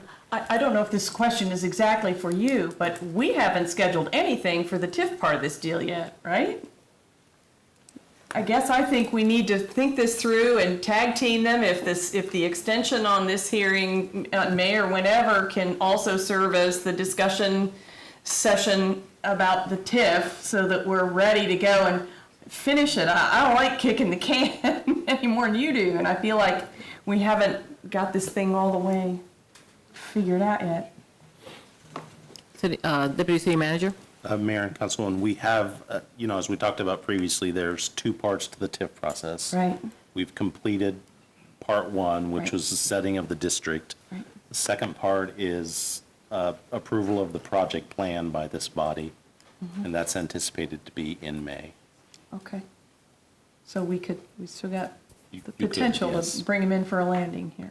Yeah, And we can do them on the same and night. both of them would have the same contract, because it's a Right. joint development agreement. So, yeah, Right. that's why I think the first week of May is not problematic, as long as we, if we can get all the information to you in time. Right. You guys have time to review it. Right. We can address questions. As Dave said, he won't be here on that first week of May, but him and I have talked about what the key issues are. We've looked at the agreement. We both redlined the agreement. We have a joint red line that we'll get to the city manager's office tonight. I can get it when I get home. It's ready. So I was waiting on one piece of information. We're going to have this discussion tonight, but I can email it tonight, so. Okay. Councilman Jensen.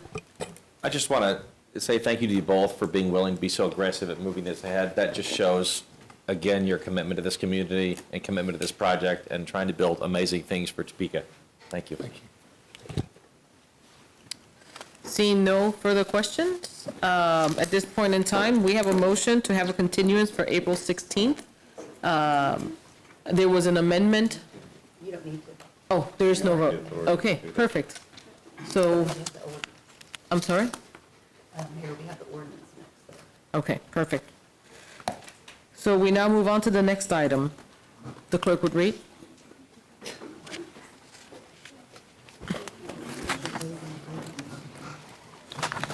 You need to vote on the ordinance. To defer the ordinance. Okay. Mayor, you had the public hearing first, and then we Yes, opened it. now we and move on continued to the it. We have ordinance. a comment, now we need the ordinance. Thank you so much. Deputy Mayor, Councilman Jensen. Motion to defer the ordinance until the conclusion of the public meeting. We have a motion. Do we have a second? April 16th.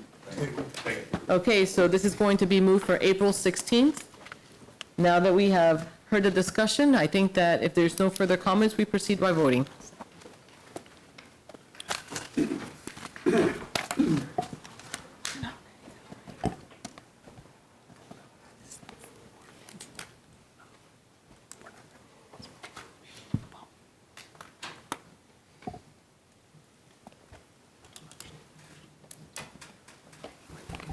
We have 8 yes, council members Hiller and Clear voting no. 8 having voted yes, the motion passes. We now move on to the next item, item E, if the clerk would read.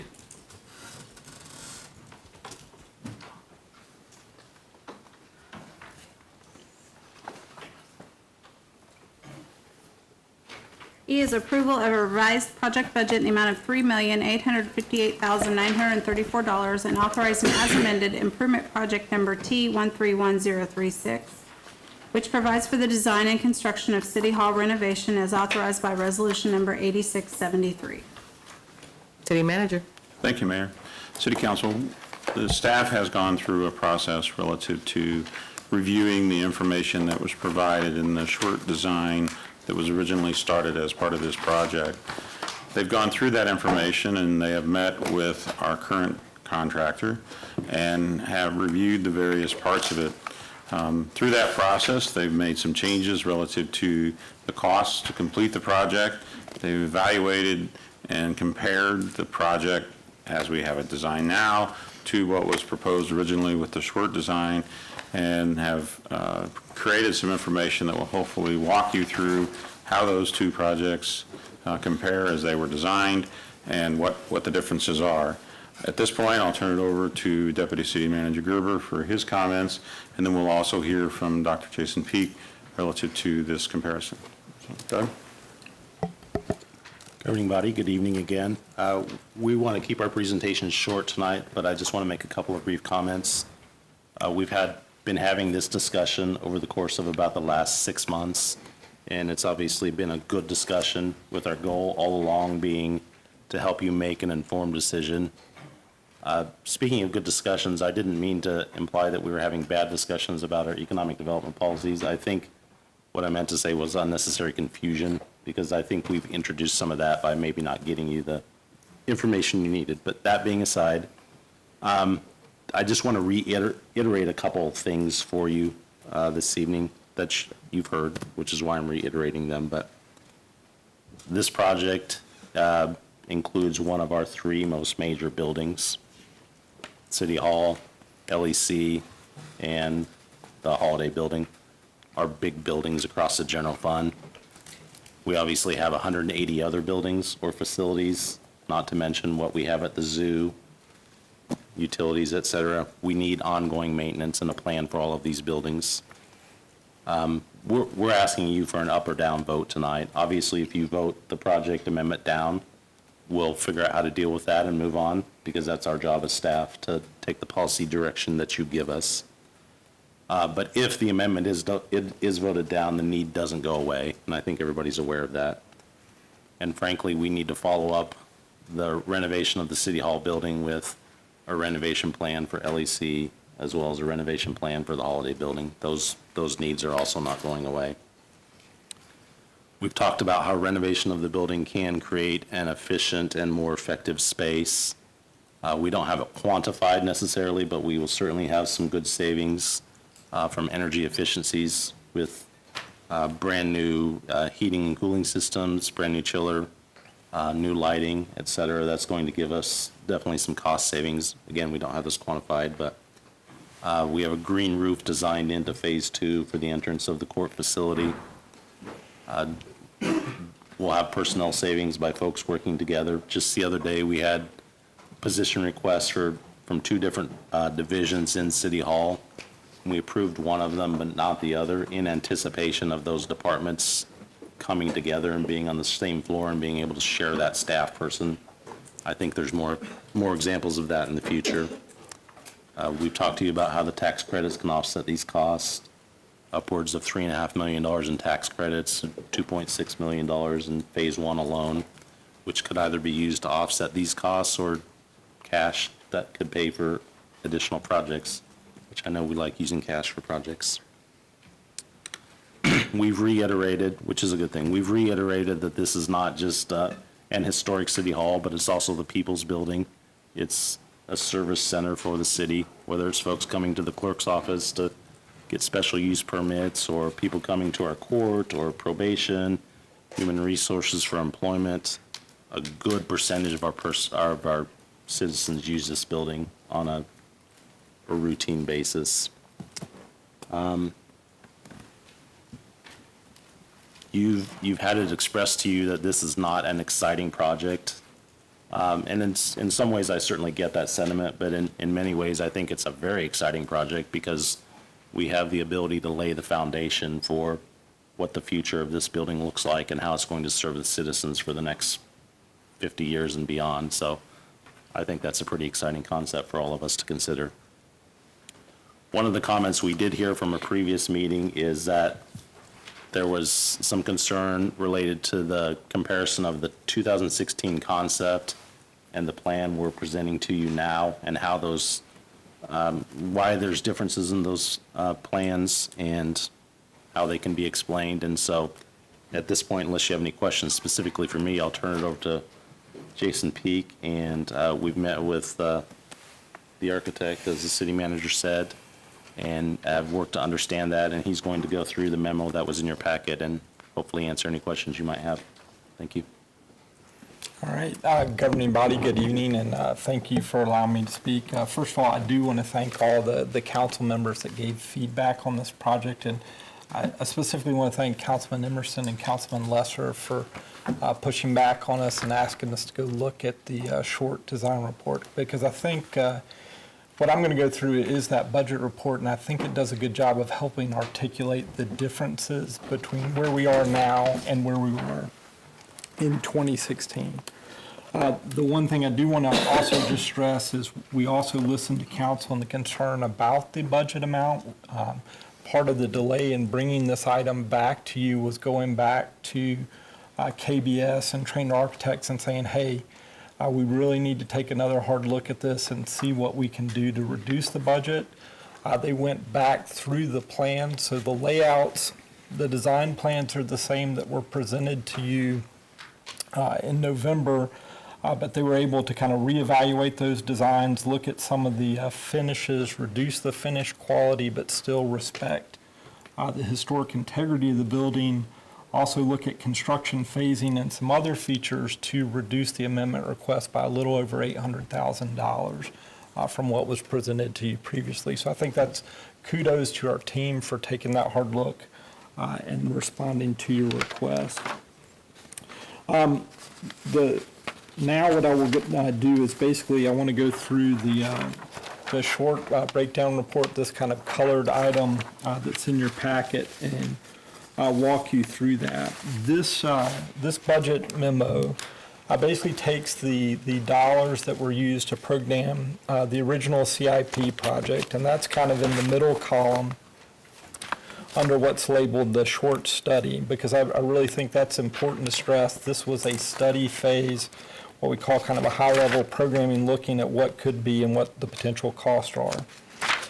The column furthest to the right is basically reflects our cost as proposed under the design and the budget amendment request.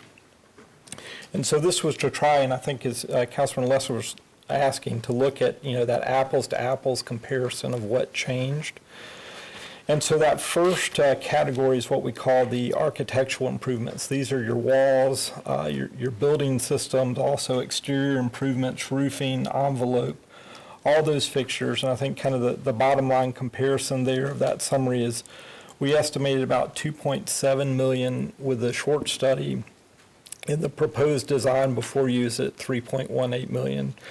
I think this is an important point to pick up on. As we got into design, this is a different project than what was in that original short study. As we got into the mechanical systems and looked at that recommendation for the mechanical system and bringing the ductwork down through the building, what we call the mechanical chases are significantly large. And so that dictated looking at how we lay out those spaces. We also, like I said, had a more detailed programming assessment looking at placement of departments and synergies, as well as some changing. And so that's what reflects kind of a different layout and architectural design and that increased cost there. On the MEP piece, that's kind of the next piece, and I'm just going to hit at the totals at the bottom. You see under the short study, we had about 3.549 was the estimated cost for that. And our estimated costs now are just a little over 130,000 higher. And the MEP, that's basically where this project started. That's our plumbing, electrical, and mechanical systems. That's the ductwork and network within the building. And so, with those two totals, we're a little over $600,000. In the difference between the two projects. And I think what's most important to stress and what we were trying to articulate previously is items that were not considered in either one of those original estimates. And those are the items listed under additional costs. So you'll see no dollars budgeted under the short study, but the actual cost or estimate under the currently proposed. And the first one is the chilling and cooling towers. This work has been completed. This was the plant work we did. This is basically your system to heat and cool the building. That was not part of the original short estimate. And the best explanation I can give you through that is I take ownership. That was an oversight on our part because we did have conversations with the short group about that we knew the chillers need to replace. They took that conversation that we were going to do a separate project for that. And so that number was not included in the total. As we got in with the design team, they realized, hey, these numbers don't reflect that, and that's your most critical item. I think if any blame on that issue, it lies solely with my responsibility, so I take ownership of that and apologize. But it was the most critical issue with the building. The other items on the list are the elevator. With the initial short assessment, kind of looking at the security, we didn't anticipate renovating the elevator as we got into the design and looking at how we're going to control security and make that function. We saw a need to rehab the elevator, so that's included. The furniture, fixtures, and equipment, with the short design, we didn't really get into a lot of wholesale changes with the office layouts. We didn't have a furniture, fixtures, and equipment budget included with that. With the new design and layout, of course, we're going to need the new workstation units and systems to make that happen. And so that would be a new cost item. The other two, we had the additional program scope, and that was dictated by as we had changes within the building and looking at, we had leftover space as we programmed, so what city units would be best to utilize that space. That was an unanticipated cost. And then the last item of additional cost was basically we had the fire service line fail. That required emergency repair, as well as, we moved the IT server rooms over to the Holiday Building, and so those were unanticipated costs. So if you look at the kind of the bottom line analysis, the scope between the two buildings, the primary cost driver in the amendment are those additional items that totals about $2.8 million of the a little over $3.8 million request. And so I'll just stop there and see if we have any questions at this point. Councilman Jensen. Thank you. Could you just briefly talk a little bit more about what furniture, fixtures, and equipment are? When I divide a little over $500,000 by 150 people, that's like $4,000 a piece for office furniture. So these are it's a combination of workstation units with the clerk's office. With the new layout, we have what's called high-density shelving units. If you've ever been to a library that has like accordion storage shelving units. So it's furniture and fixtures and equipment. It's not just the office furniture, but basically if you turned up the building upside down and shook it, it's those loose items that would fall out part of the building. It assumes some reuse of existing furniture and systems with the equipment. But when you get into the actual cubicle workstation units, they have a cost range anywhere of the high end was what our designer gave us was a $10,000. We're kind of budgeting at that low end, which I think for some of those workstations is about $4,000 a unit. You talk about panels, system furniture, as we kind of make more efficient space. That's part of the cost of that. Councilwoman Ortiz. Thank you, Madam Mayor. Our boiler system? Our boilers were replaced, I don't remember the exact year, but the boilers we have operating within the building are fairly new, so we did not have to replace the boilers with this project. But there are pieces of the plumbing and systems that we are having to replace as part of this project. Well, I would like to know when, Jason, because I know we pieced together and pieced together and pieced together for a long time. Yes. And is that just over here or the Holiday and the LEC or? So this amendment request, Councilwoman, is specifically related to the City Hall project, which is basically our north portion of the building. It doesn't include any expense at any other building other than, like I said, we did pay to relocate the IT servers over to the Holiday Building. So it's just specific costs for City Hall. Okay. Thank you, Madam Mayor. Councilman Emerson. Madam Mayor, thank you. Dr. Peak, thank you for this, and I really do appreciate that, that document you gave us. I did have a few questions. I apologize. I should have called you today and went over some of this. I don't want to take up too much time here. On the other hand, it's a lot of money, so it's probably time well spent. The only thing I was having a little bit of trouble with, I think we'll quit resuming as I try to move it. There are some line items, like for instance, Squirt had LED lighting systems in there for $570,000, And there's not a corresponding number on the new design, but I'm almost certain that that would be what you're doing. Is that correct? Right, so our contractor doesn't know exactly how Short put together their estimate, so we weren't able to get a line-by-line item comparison there. So basically, if you kind of go down to that ME and P, if you look over, there's a total of 1,049,000 that's kind of the summary of those items. And then over on the other side, they put kind of their summary of those items at 1,040,819. Similar above that, they kind of have the summary line-to-line comparison for the HVAC systems, HVAC controls, plumbing systems, and piping. Thank you for that. And I guess maybe a better question I should have asked. Everything that's shown on the left-hand column, all that's included in the new proposal as well, right? Even if there's not a price in there? Yes, sir, you're correct. Okay. The other question I was going to ask, similar to what Mr. Jensen asked, is you have the furniture, fixtures, and equipment in there for $664,000. Now, as I look at the total after the tax credits, it's like 1.2 million. If we take that out, you're like at, well, $8,578,236, which is only $300,000 more than the other one. I guess my question is, first of all, what is our current project budget amount? Isn't it 8.8 million? 8.2 is the current total project budget.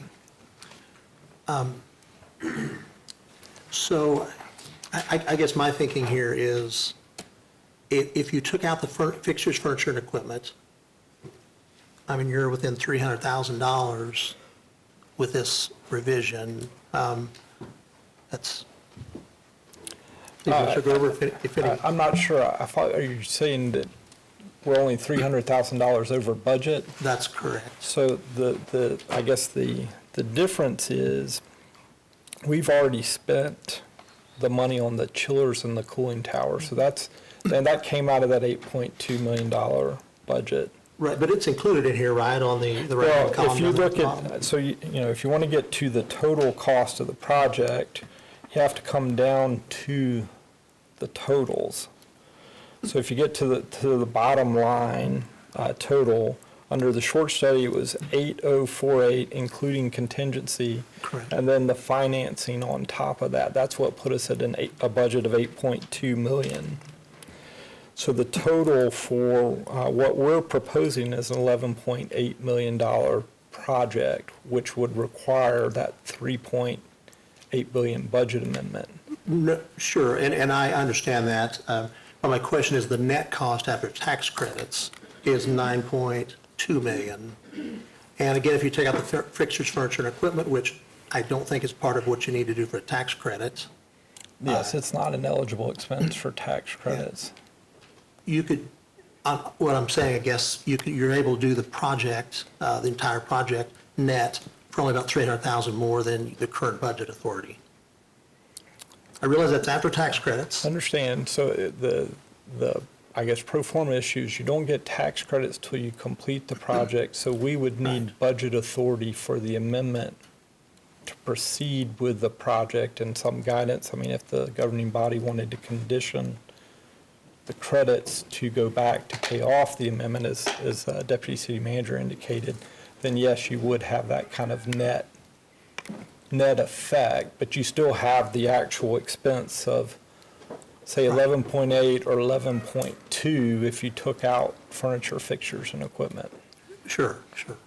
And I just wanted to add one more comment. I see where you're going on the furniture, fixtures, equipment. I think there would still need to be some budget within the FF&E. I mean, I understand you're saying you want to take that out, but to have the office systems or like the shelving component, those types of things that are proposed, there's still an expense there somewhere that has to be paid from either the CIP or another source. Right, but we also have $1 million, almost $1 million in contingency also in Construction there. contingency. And Yeah, I think we feel conservative about that, but as you know, in any project. As Tom Flanagan has often told me, don't use any of that. And we tell our folks that as well, but it's good practice to have that there. Thank you. Councilman Jensen. Here's what I've learned from renovating a historic building. It costs twice as much to renovate a building as it does to tear the thing down and build a brand-new one with modern construction techniques and components. So, it's a tough pill to swallow, but this is our city's city hall. This is our city's historic building. And yes, it's a lot of money for an office building with 150 or so people, but at the end of the day, this is about preserving history for future generations. So the fine details, I agree, there's some discussion that can be made over, but at the end of the day, I think we have to save City Hall. And if this is what it takes to get it so that it's a functioning building and will be around for another generation, then I think that's what we need to do. Councilman Mason. Thank you, Mayor. Quick question on there's a line item on here for $136,000 for program scope, ADA analysis, and a chiller noise study. Is that something that's eligible for tax credits, and what's the purpose of that necessarily? So I don't know the specifics on the design parts. I'd have to ask Vance to assist on the answer about being eligible for tax credits, but just make sure that you understand that's an expense we've already encumbered. The programming scope was looking at, in programming terms, what functions are in City Hall, so what departments, what's the synergies there, where to place them, how much space does each of those folks require. And then the chiller noise study is the chillers that we replaced are physically under the stage of TPAC. So as we're bringing in those new chillers, doing kind of a decibel noise study to make sure that once those things are operating under full load in the summer, that they would not be an impact to performances. Okay. Thank you.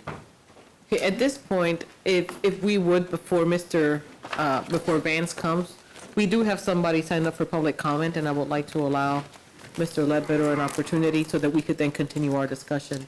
Mr. Ledbetter, if you could please approach the podium.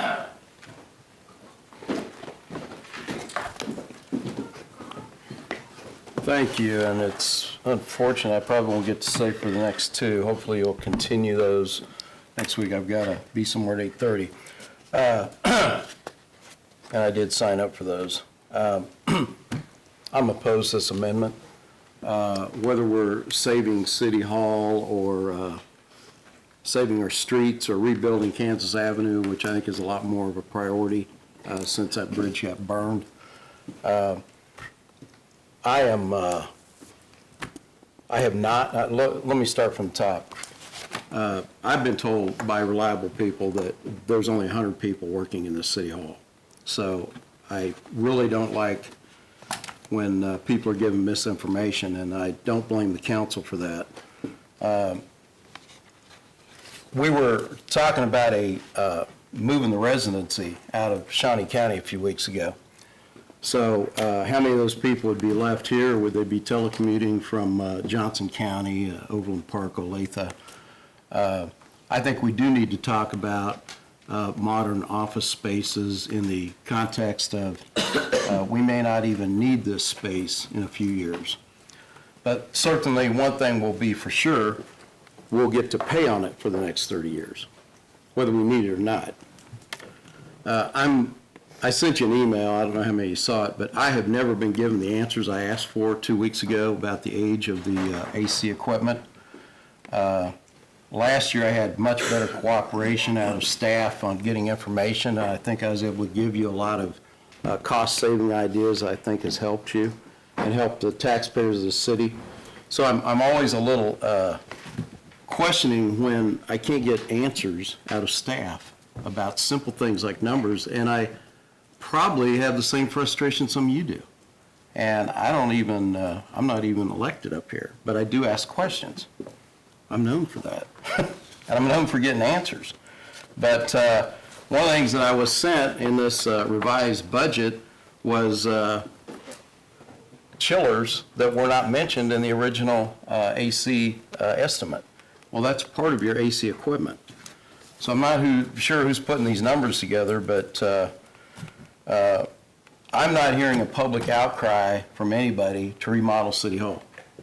In fact, it's like, what? Why can't we fix our streets? Why can't we enforce our codes? Why can't we do the things that cities are supposed to do first, and then we'll worry about whether we want to make staff comfortable? I look at the expenditure for furniture and I go, are you kidding me? Make do with what you've got. The citizens do a lot of making do with what they've got, especially the small business people. I'm not impressed with this request at all. I find it to be untimely. I don't think we need to be acting on it. I do hope that the CIP budget, you'll push back and have more discussion, because I think there's a lot more that I'd like to say on the record, and I'm going to run out of time here tonight. But I don't think anybody should ever push the elected body to hurry up and hurry up and hurry up and pass budgets when there's so many questions to be answered. And when answers are in such short supply, I don't understand what's going on up here. And I'm not talking about the elected officials. I mean, I just don't understand why we have such a tough time of giving answers to staff, to our elected officials, the governing body, to citizens that have requests for information. I'm opposed to this. Thank you for your time. I wish I could stick around for the other two discussions, because I have a lot to say. Thank you so much. I think that at this point in time, Mr. Kelly was going to, Jason P. called Mr. Kelly. So, Mr. Kelly, if you could just address some of the questions that the body. Right. One of the questions was, when you have additional architectural engineering fees, are they an allowable expense as part of the historic preservation tax credits? And they are. So the expense that you have with professional service will be part of the total that allow you to calculate the tax credits that the city will receive. Councilwoman Claire. Deputy Mayor Claire. It's only I'm April. getting better. I'm getting better. Unlike Mr. Ledbetter, my calls I've received on this said, this is a no-brainer. If you're going to keep a house, you keep it updated and you fix it. I've got this much information on this. I've got every answer, or every question answered that I could ever think of asking on this project. And I think they're right. If we're going to keep the building, we have to keep it up. If we're not going to keep the building, then don't keep the building. But either way, I don't think it's frivolous. I think it's needed. And the constituents of my area agrees. So I will be supporting this. Thank you. Deputy City Manager. Mayor, thank you. In terms of the number of folks that are employed and working in this building, I think early on in the conversation, I was asked to guess how many folks work here, and I guessed way high. We did correct that in a memo we sent to you a couple months ago, and the actual number of folks, of course, it varies day by day sometimes, but we have about 80 folks working in City Hall. So that's the number that we base these on. Councilwoman Hiller. Thank you, Mayor. I have a couple questions, and I had my briefing, but other than that, haven't been calling people on this subject. So if you can bear with me. There have been some comments throughout about the roof.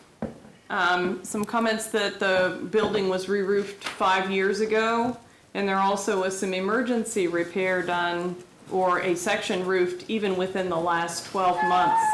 So could you address just where we are with the roof?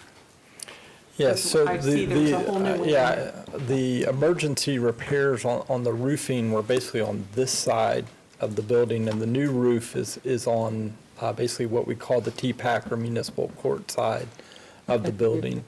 The roof that's proposed within this would be over the City Hall portion, and it is basically going to be out of warranty during the renovation of the project. We're going to be putting new air handling systems on top of that older roof, and so just minimizing risk of doing additional renovation within the building, it's what we feel the appropriate time to re-roof that building while we're putting new equipment on it. So that's why the roof was added as part of our project.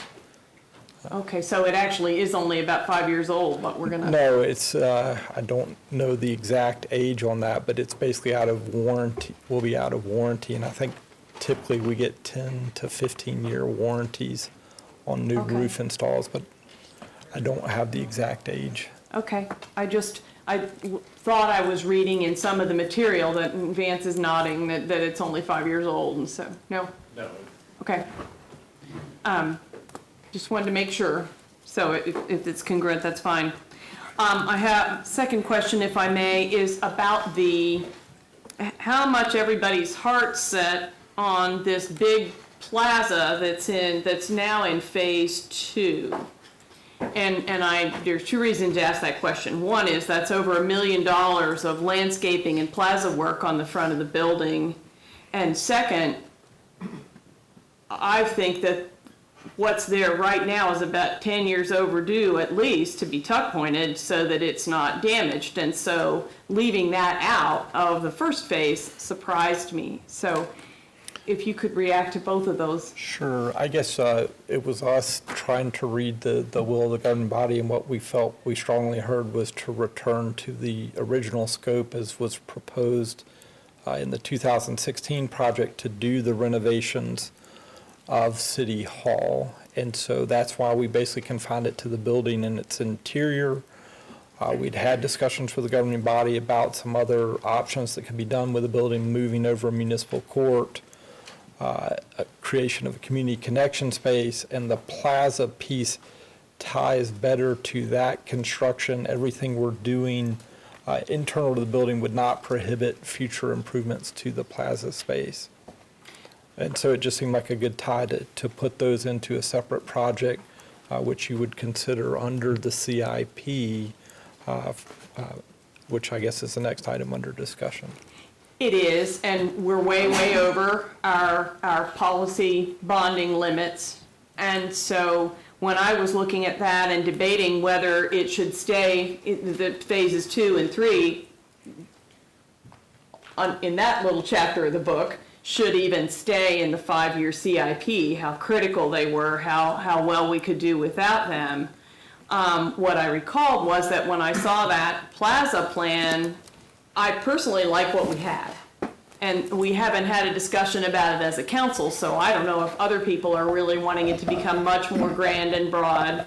I know you wanted people to be able to walk around the building if we moved the court entrance, but to me, I don't know that that's that much more than there's a couple of broken stones, one of which is attached to a handrail, which to me would make it a really high priority for everyone in this room to fix. Plus, with the gaps are as much as a ½ inch wide between the stones, and just to get those tuck pointed to preserve them and any damage and any liability, it would seem to me would be a high priority. And also, I mean, there weren't that many broken stones, so maybe not very expensive. Now, I might be way underneath to say it's a $40,000 job, but to me, I don't even know if I think the big grand plaza needs to be in phase 2, which is a big budget issue, but also whatever a modest cost would be to get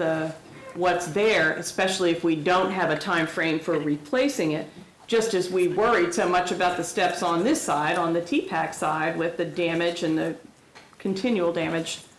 So was there any conversation about that? I'm surprised it wasn't in the original plan, so. No, Councilperson, like I said, we took the direction from the body to keep the scope of City Hall to City Hall and put that plaza discussion as a phase 2, and So I guess if the body wanted to do something different with that, I mean, we're definitely open to suggestions on how to approach that. But the issue right now was just focused solely on City Hall and the renovations with it. Thank you. I guess we didn't ever get enough information about what was included, and I assumed that, of course, we would do the first steps. So, okay, well, those are some thoughts from me on then that. On the energy conservation, one of you made reference to it earlier.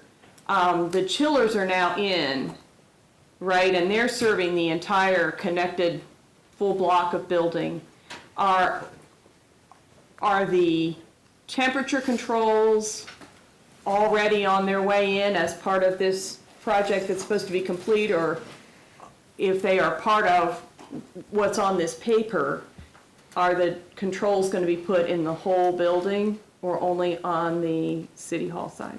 This would only do updates to the City Hall side, and basically the plant is in, but the rest of the networking systems, I mean, that's kind of why we're here before you, is just kind of waiting for direction. So the building's operational as a new plant system, but there hasn't been change out to the temperature controls within the building. That would be part, if this was approved, moving forward with the renovation.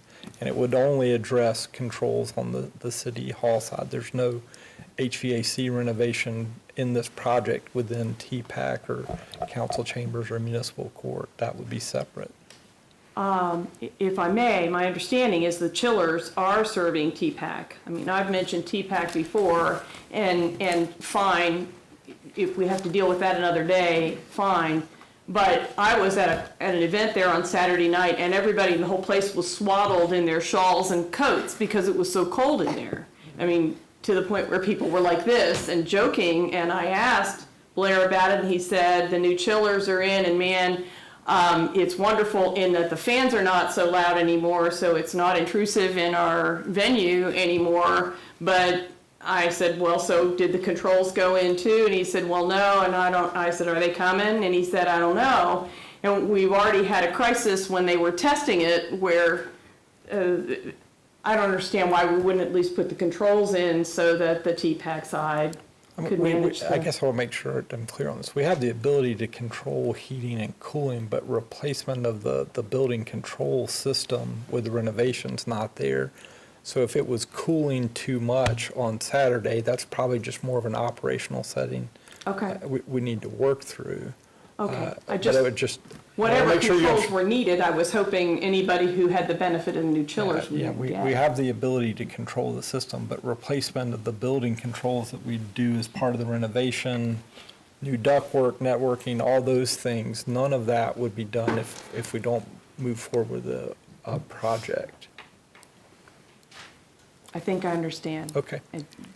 I know that they share the chillers, that share the fundamental system. So one would hope that whatever controls were needed for the energy conservation as well as the system would be system-wide.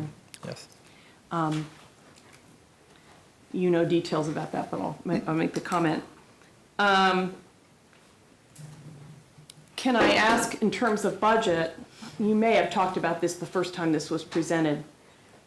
Based on the changes that you're proposing in the security system, how much would we save from our operating budget? We'll get rid of the front desk, right?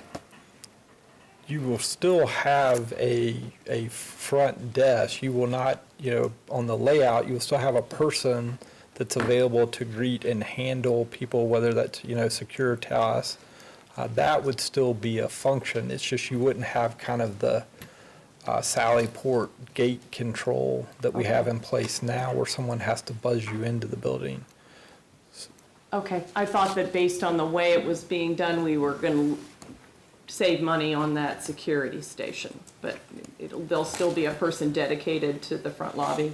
Is that what we're saying?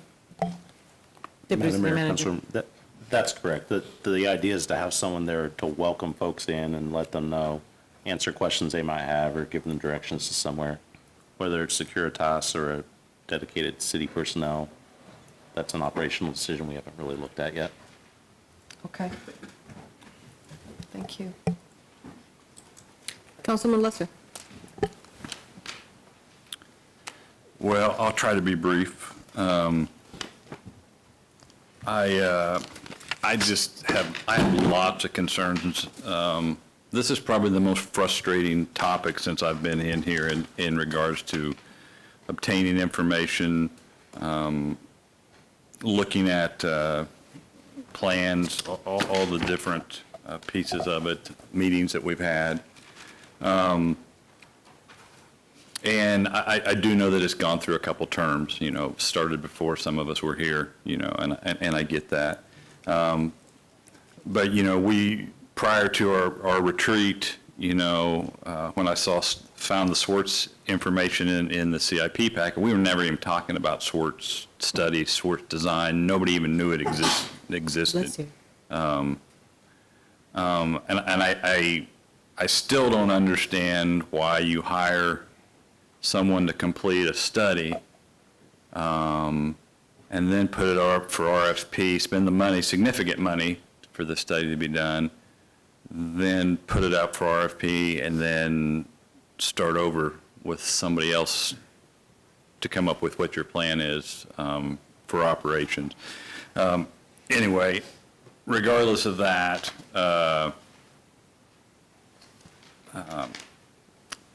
I don't hear the most recent, I think, Topeka satisfaction study results we'll talk about in the non-actions that I've already read. Talks a hell of a lot about streets. It doesn't talk anything about City Hall. We have an uninsured over $1 million loss on a bridge that we're going to have to use capital expenditures to fund. I can't support something that I really don't understand how we got to where we're at, where we started. I mean, things that keep changing, I'm just not comfortable with that. Maybe that's part of me being a little bit of too possessive of personality that I want to understand what's going on. But if I'm going to vote to spend the money, then I'm going to know what's going on. And I truly still don't have a good grasp. Nor do I trust the information that I've been given, quite frankly. So I'll not be supporting this.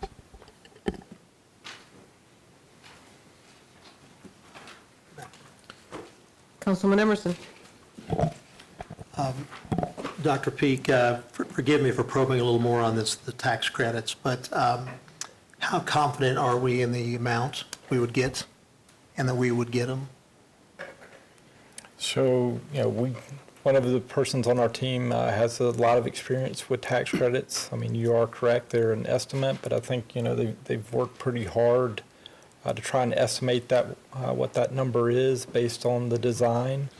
But ultimately, the market at the time we go out for sale will determine what our actual value is. And even prior to that, we have the review by Department of Revenue, basically to determine how much of the project is eligible. So it's based on their experience is where that number came from, and they've done a number of those types of projects before. Is there any way to monetize that before we spend the money on the project? In other words, is there a way, like a project partner could say, we're so confident that we're going to pay 80 cents on the dollar or something right now for those? Because that's... Vance, is that something you've seen happen in prior projects? Is there a way? I'm just sure, not the expert absolutely. on that, so. I'm not aware of our previous clients being able to involve a partner to monetize them ahead of time. Obviously, as Dr. Peak mentioned, the money, the project has to be complete before you're even eligible for the tax credits. So I apologize, I'm not aware of anybody who's stepped early in a project. I know, for instance, the county, and I know this is a little different, this is not a credit, this is like the county, as you gentlemen probably know, every year they can, there'll be federal funding available for road projects, and they can sell them, I guess, to the state at a discount. It just, gives them money up front and gets them out of some of the red tape they'd otherwise have to. So just to tell you where I am, and you can probably tell from my questions, but I would get killed. I mean, I'd save a lot of time, wouldn't have to campaign this summer. But I would be killed if I approved a $12 million project. However, if there was a way to pre-sell these things, I'm not opposed to the project, you know, the scope and the net cost. But how could we do it to get, you know, and again, if I was going to vote even that, I would want to take the furniture, fixture, and equipment out of there, because at that point, you're only about 300,000 more, and I know you uncovered at least that much things as you've gotten further into this, so I'm not opposed to that, but I can't vote for 12 million. I understand. I wish I had an answer for that. I mean, even I think if you did come up with a way to monetize it, I think an investor would want, you wouldn't be able to get the full benefit. They'd want, Absolutely right. You know, you may right. only get 80, 70%. But us borrowing the 12 million, there's going to be a cost to that too, the interest cost, so that would, so anyway. City Manager. Councilman Emerson, I was contacted, and I have been by a couple of times by an individual that has asked me if we have any tax credits available that they would be interested in purchasing them. Yes, we do. So I have been contacted by someone, so I know there is the possibility of doing that. But as Mr. Peak said, it is, there is a discount that you end up getting with that. And so that would put our amount that we would have to pay out rather than utilizing the full amount at the end, which would put us shorter with regards to this, so. But we'd also be borrowing less too, so we'd have less interest Correct, costs. you're right, that is an additional component of that. Well, we'd still have to borrow the full amount. You've got to pay for the project first, and you have to give us authority to expend those dollars. Sure. Councilman Jensen. Thank you, Your Honor. Is there a way for us to leverage some of the cash we have in reserve and quote-unquote borrow from ourselves? I realize we'd be forfeiting the interest we have on that cash, but then it's less than if we had to borrow it from a financial institution. City Manager. Madam Mayor and Councilman Jensen, is it permissible? Yes. Would we advise that we undertake that? Emphatically, no. I don't think that would be a good use of our reserves. I don't think it would fall within our policy parameters, and I think ultimately if we quote-unquote borrowed $12 million from ourselves, reducing our fund balance from 21 million to 9 million, I think that would raise a lot of eyebrows with our rating agencies and likely lead to a downgrade. Well, let me clarify what I meant by that, because I wouldn't ask for the entire amount, just this 3 million additionally that we would not normally bond, that we would get the tax credits back from. You know, so then we would stay well above the 50% that's in our policy, but yet that would save us some of the interest, and then ultimately we would get a chunk of this money back with tax credits, and that could go back into the reserve fund anyway. Again, I mean, the answer, practically speaking, is yes. I think a more effective financial strategy would be to plan on that cash down the road and use that to offset other project costs. So why down the road and not now?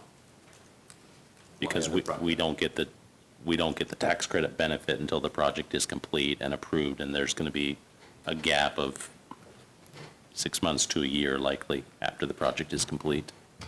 So why this project, or why not this project but other projects? That doesn't answer the question. If we're not going to borrow from ourselves, and I say borrow from ourselves with air quotes, why would we not leverage this tool now but leverage it for a future project? I'm sorry, Councilman, I'm not sure I understand your So question. your comment was that we would not want to do that now, but we'd want to use that cash for a different project in the future. I'm asking why in the future and not now.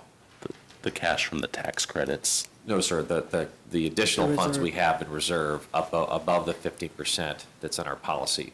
I was suggesting using the tax from the cash from tax credits for future projects. Okay. Sorry. Well, and in fact, if we borrowed the money from ourselves now, as long as we're confident we could get that back, we could put that money back into the reserve fund and then use that for future projects as well.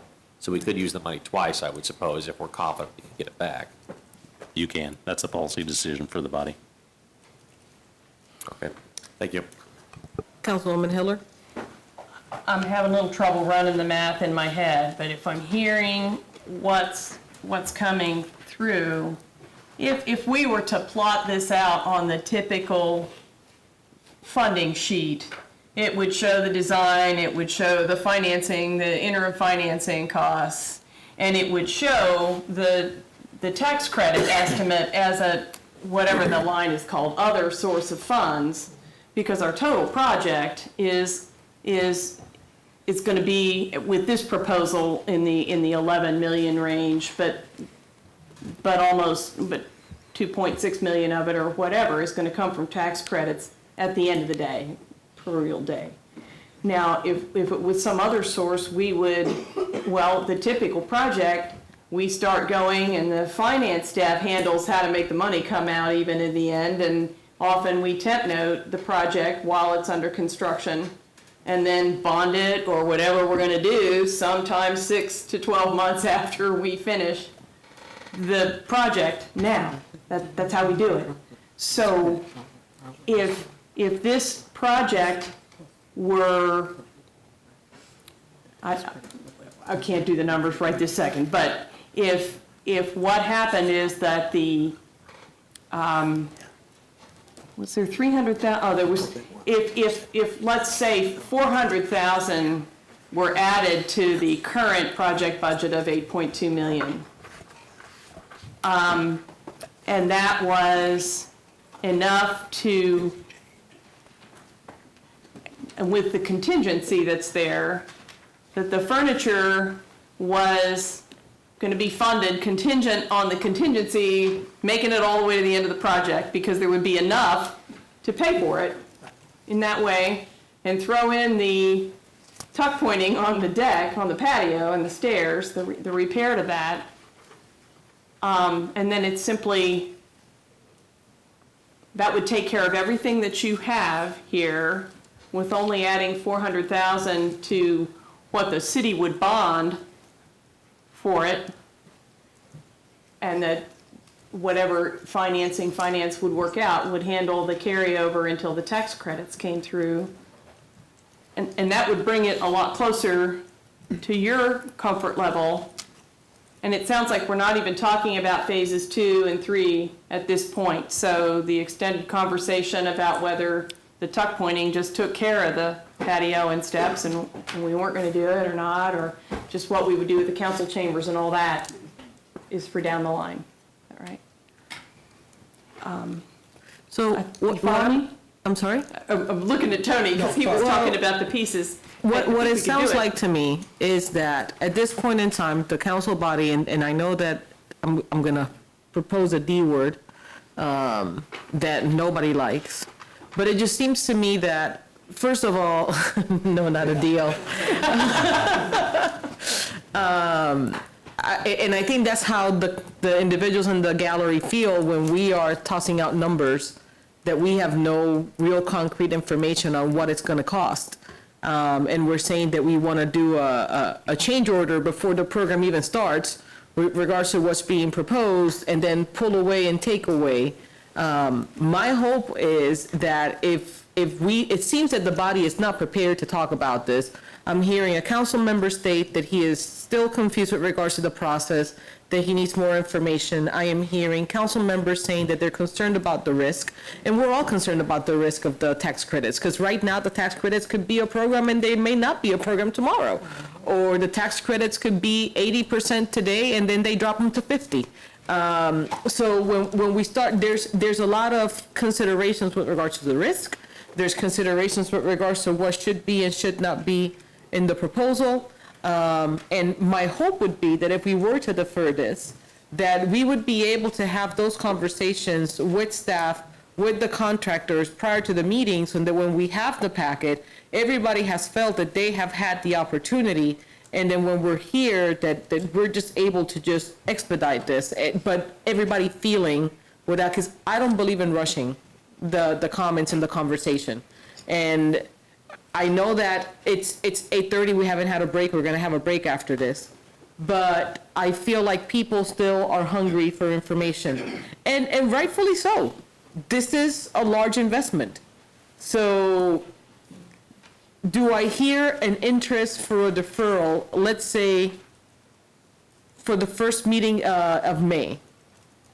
That way, if there are additional questions with regards to what's going to happen with the building, what should be taken out, how do we talk about the tax credits and have more surety for the council members that are concerned about that, having a deeper discussion of the program, then we could have a meeting in which everybody is coming to the seats prepared to just, whether they're going to support it or not support it. Deputy Mayor.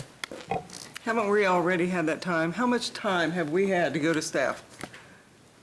A month, 2 months? Why is another 3 weeks going to matter? You had your time, you should have went. I don't get it. Councilman Jensen. I do understand and I respect your opinion, but if people don't have the questions answered, then they don't have their questions answered. Motion to defer till May 7th. Do we have a second? Second. We have a second. I have a question for Dr. Peak on that. Yes.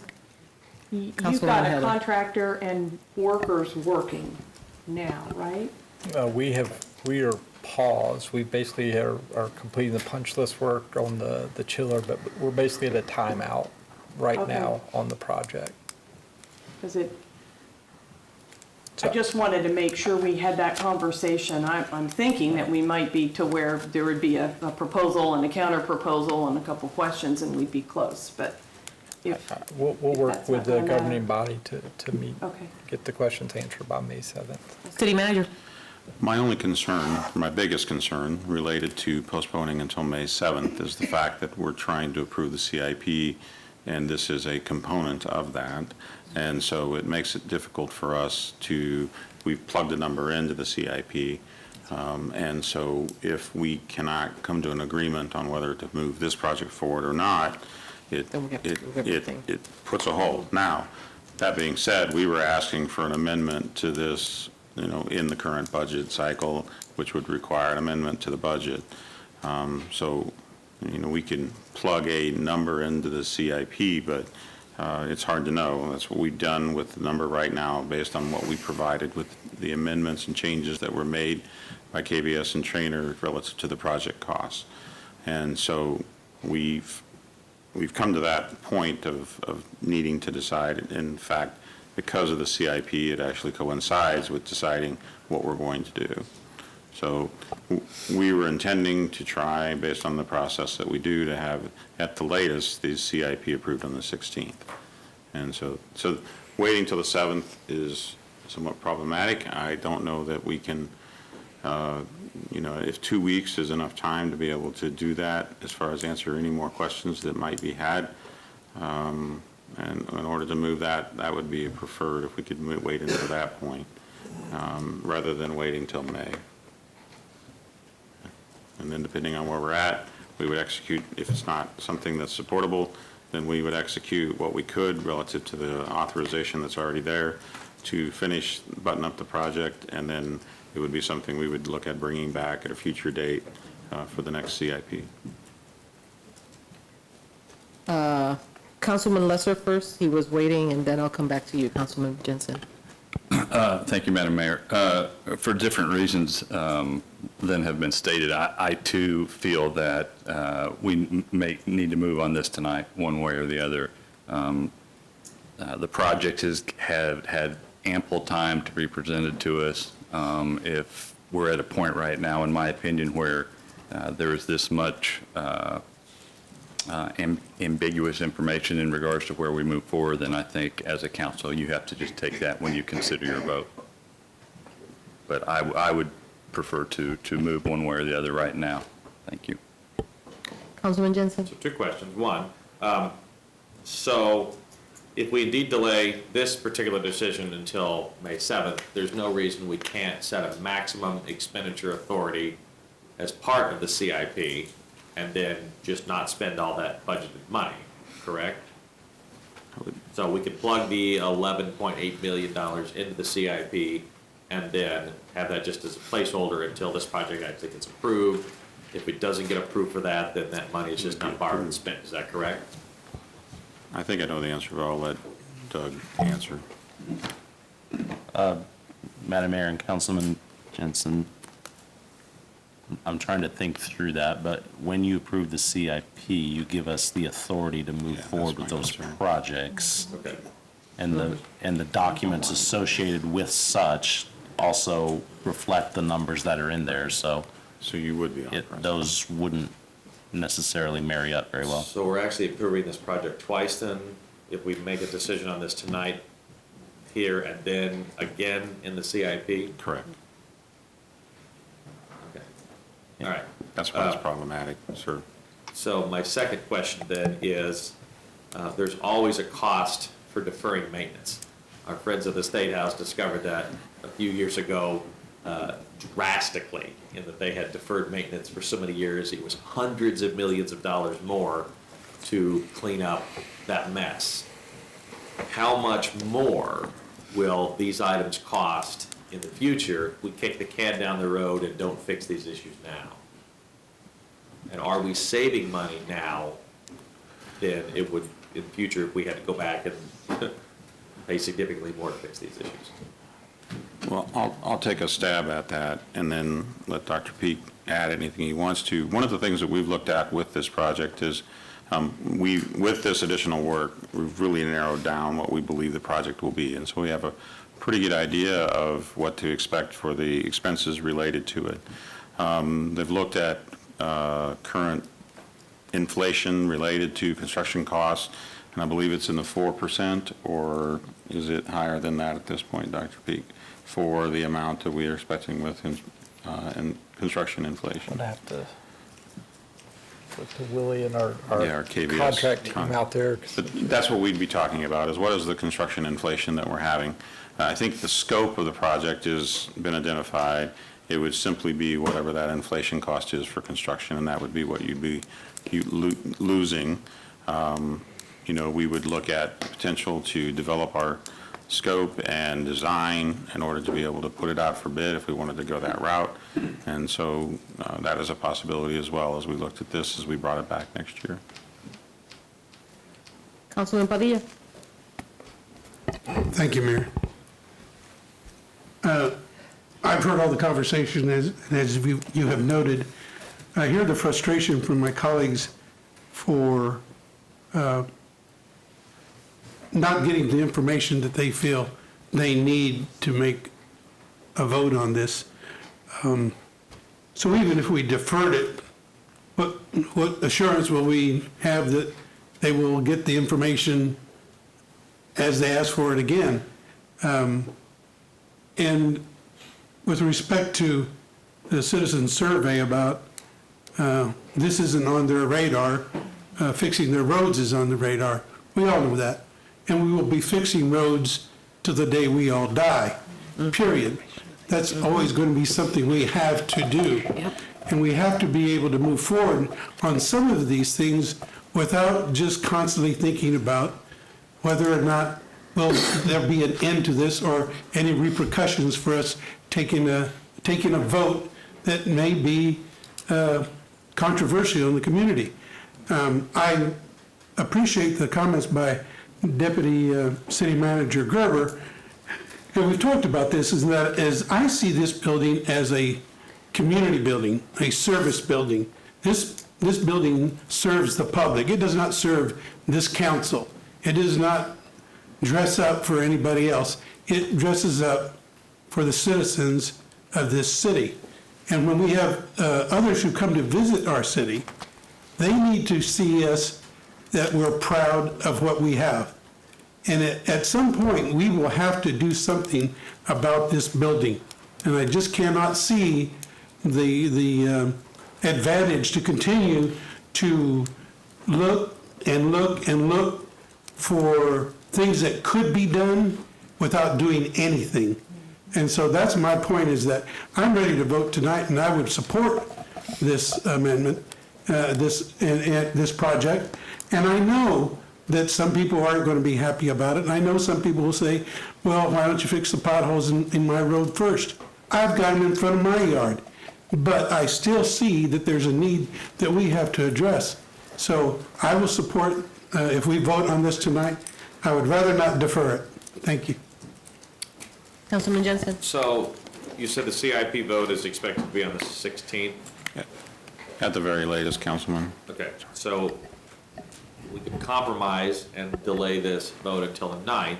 That would give you all 7 days to provide the additional information people are asking for. If that would help make some folks' decision and still meet the 16th goal or deadline, if that is amenable.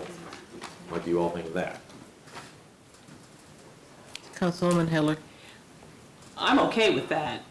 What I'm hearing is, you know, if people want to pitch in, unlike my colleague, I find it really helpful. I found this evening helpful because I haven't visited with everybody else, and I have a much better idea of things that people saw. But what I'm hearing in terms of something to bring forward would be just almost to literally do the math on a proposal that would put the furniture into contingencies, add some tuck pointing, and whatever the appropriate numbers are for financing, and have an alternate number, at least from my point of view. If somebody else had something else they wanted to see in it, I'm happy to see if we can figure that out and have one or two alternates done. And respectfully, I will speak up about this. I think that it's pretty disrespectful, the fact that we're telling people on the fly, we need to add this change order without knowing what it's something that we've been discussing for so long, that if that was an issue of contingency, of concern, it should have been discussed prior for us being here. But I appreciate the conversation. Deputy Mayor Clear. I would really ask those of you that want to defer to think about, when you get answers to your questions, is it going to change your mind? If it's not going to change your mind, it's not going to matter. So if you're already set on against, and no matter what they say, then don't defer. But I would really want you to think about that. So, Councilman Emerson. Thank you, Mayor. And, yeah, Deputy Mayor, I appreciate that.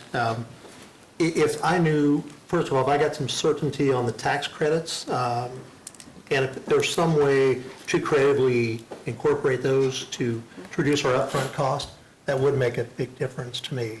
But maybe a week's not enough time to do that. And if it was, that would make a difference to me. But.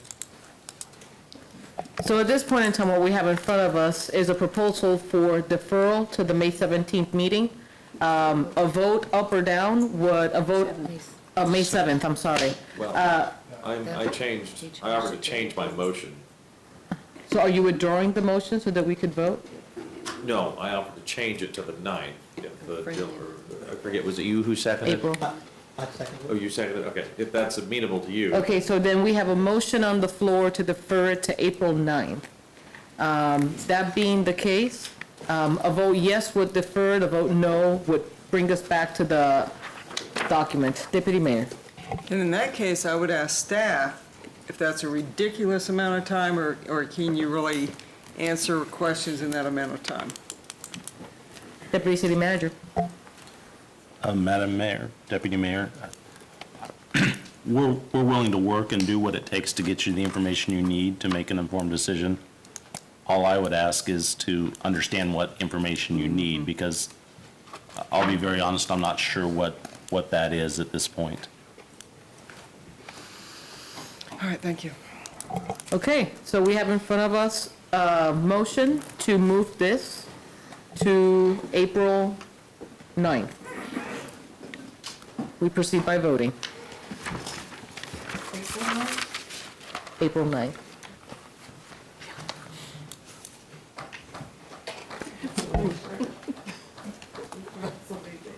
April 9th. We have 7 yes, with the mayor, council members Mays, and Lesser voting no. The motion passes, therefore this item is now being deferred to the April 9th meeting. At this point in time, we will take a recess of no more than 10 minutes. We should return back to the room when that recess is concluded. I want to make sure, because I heard a lot of things. No, yeah, no.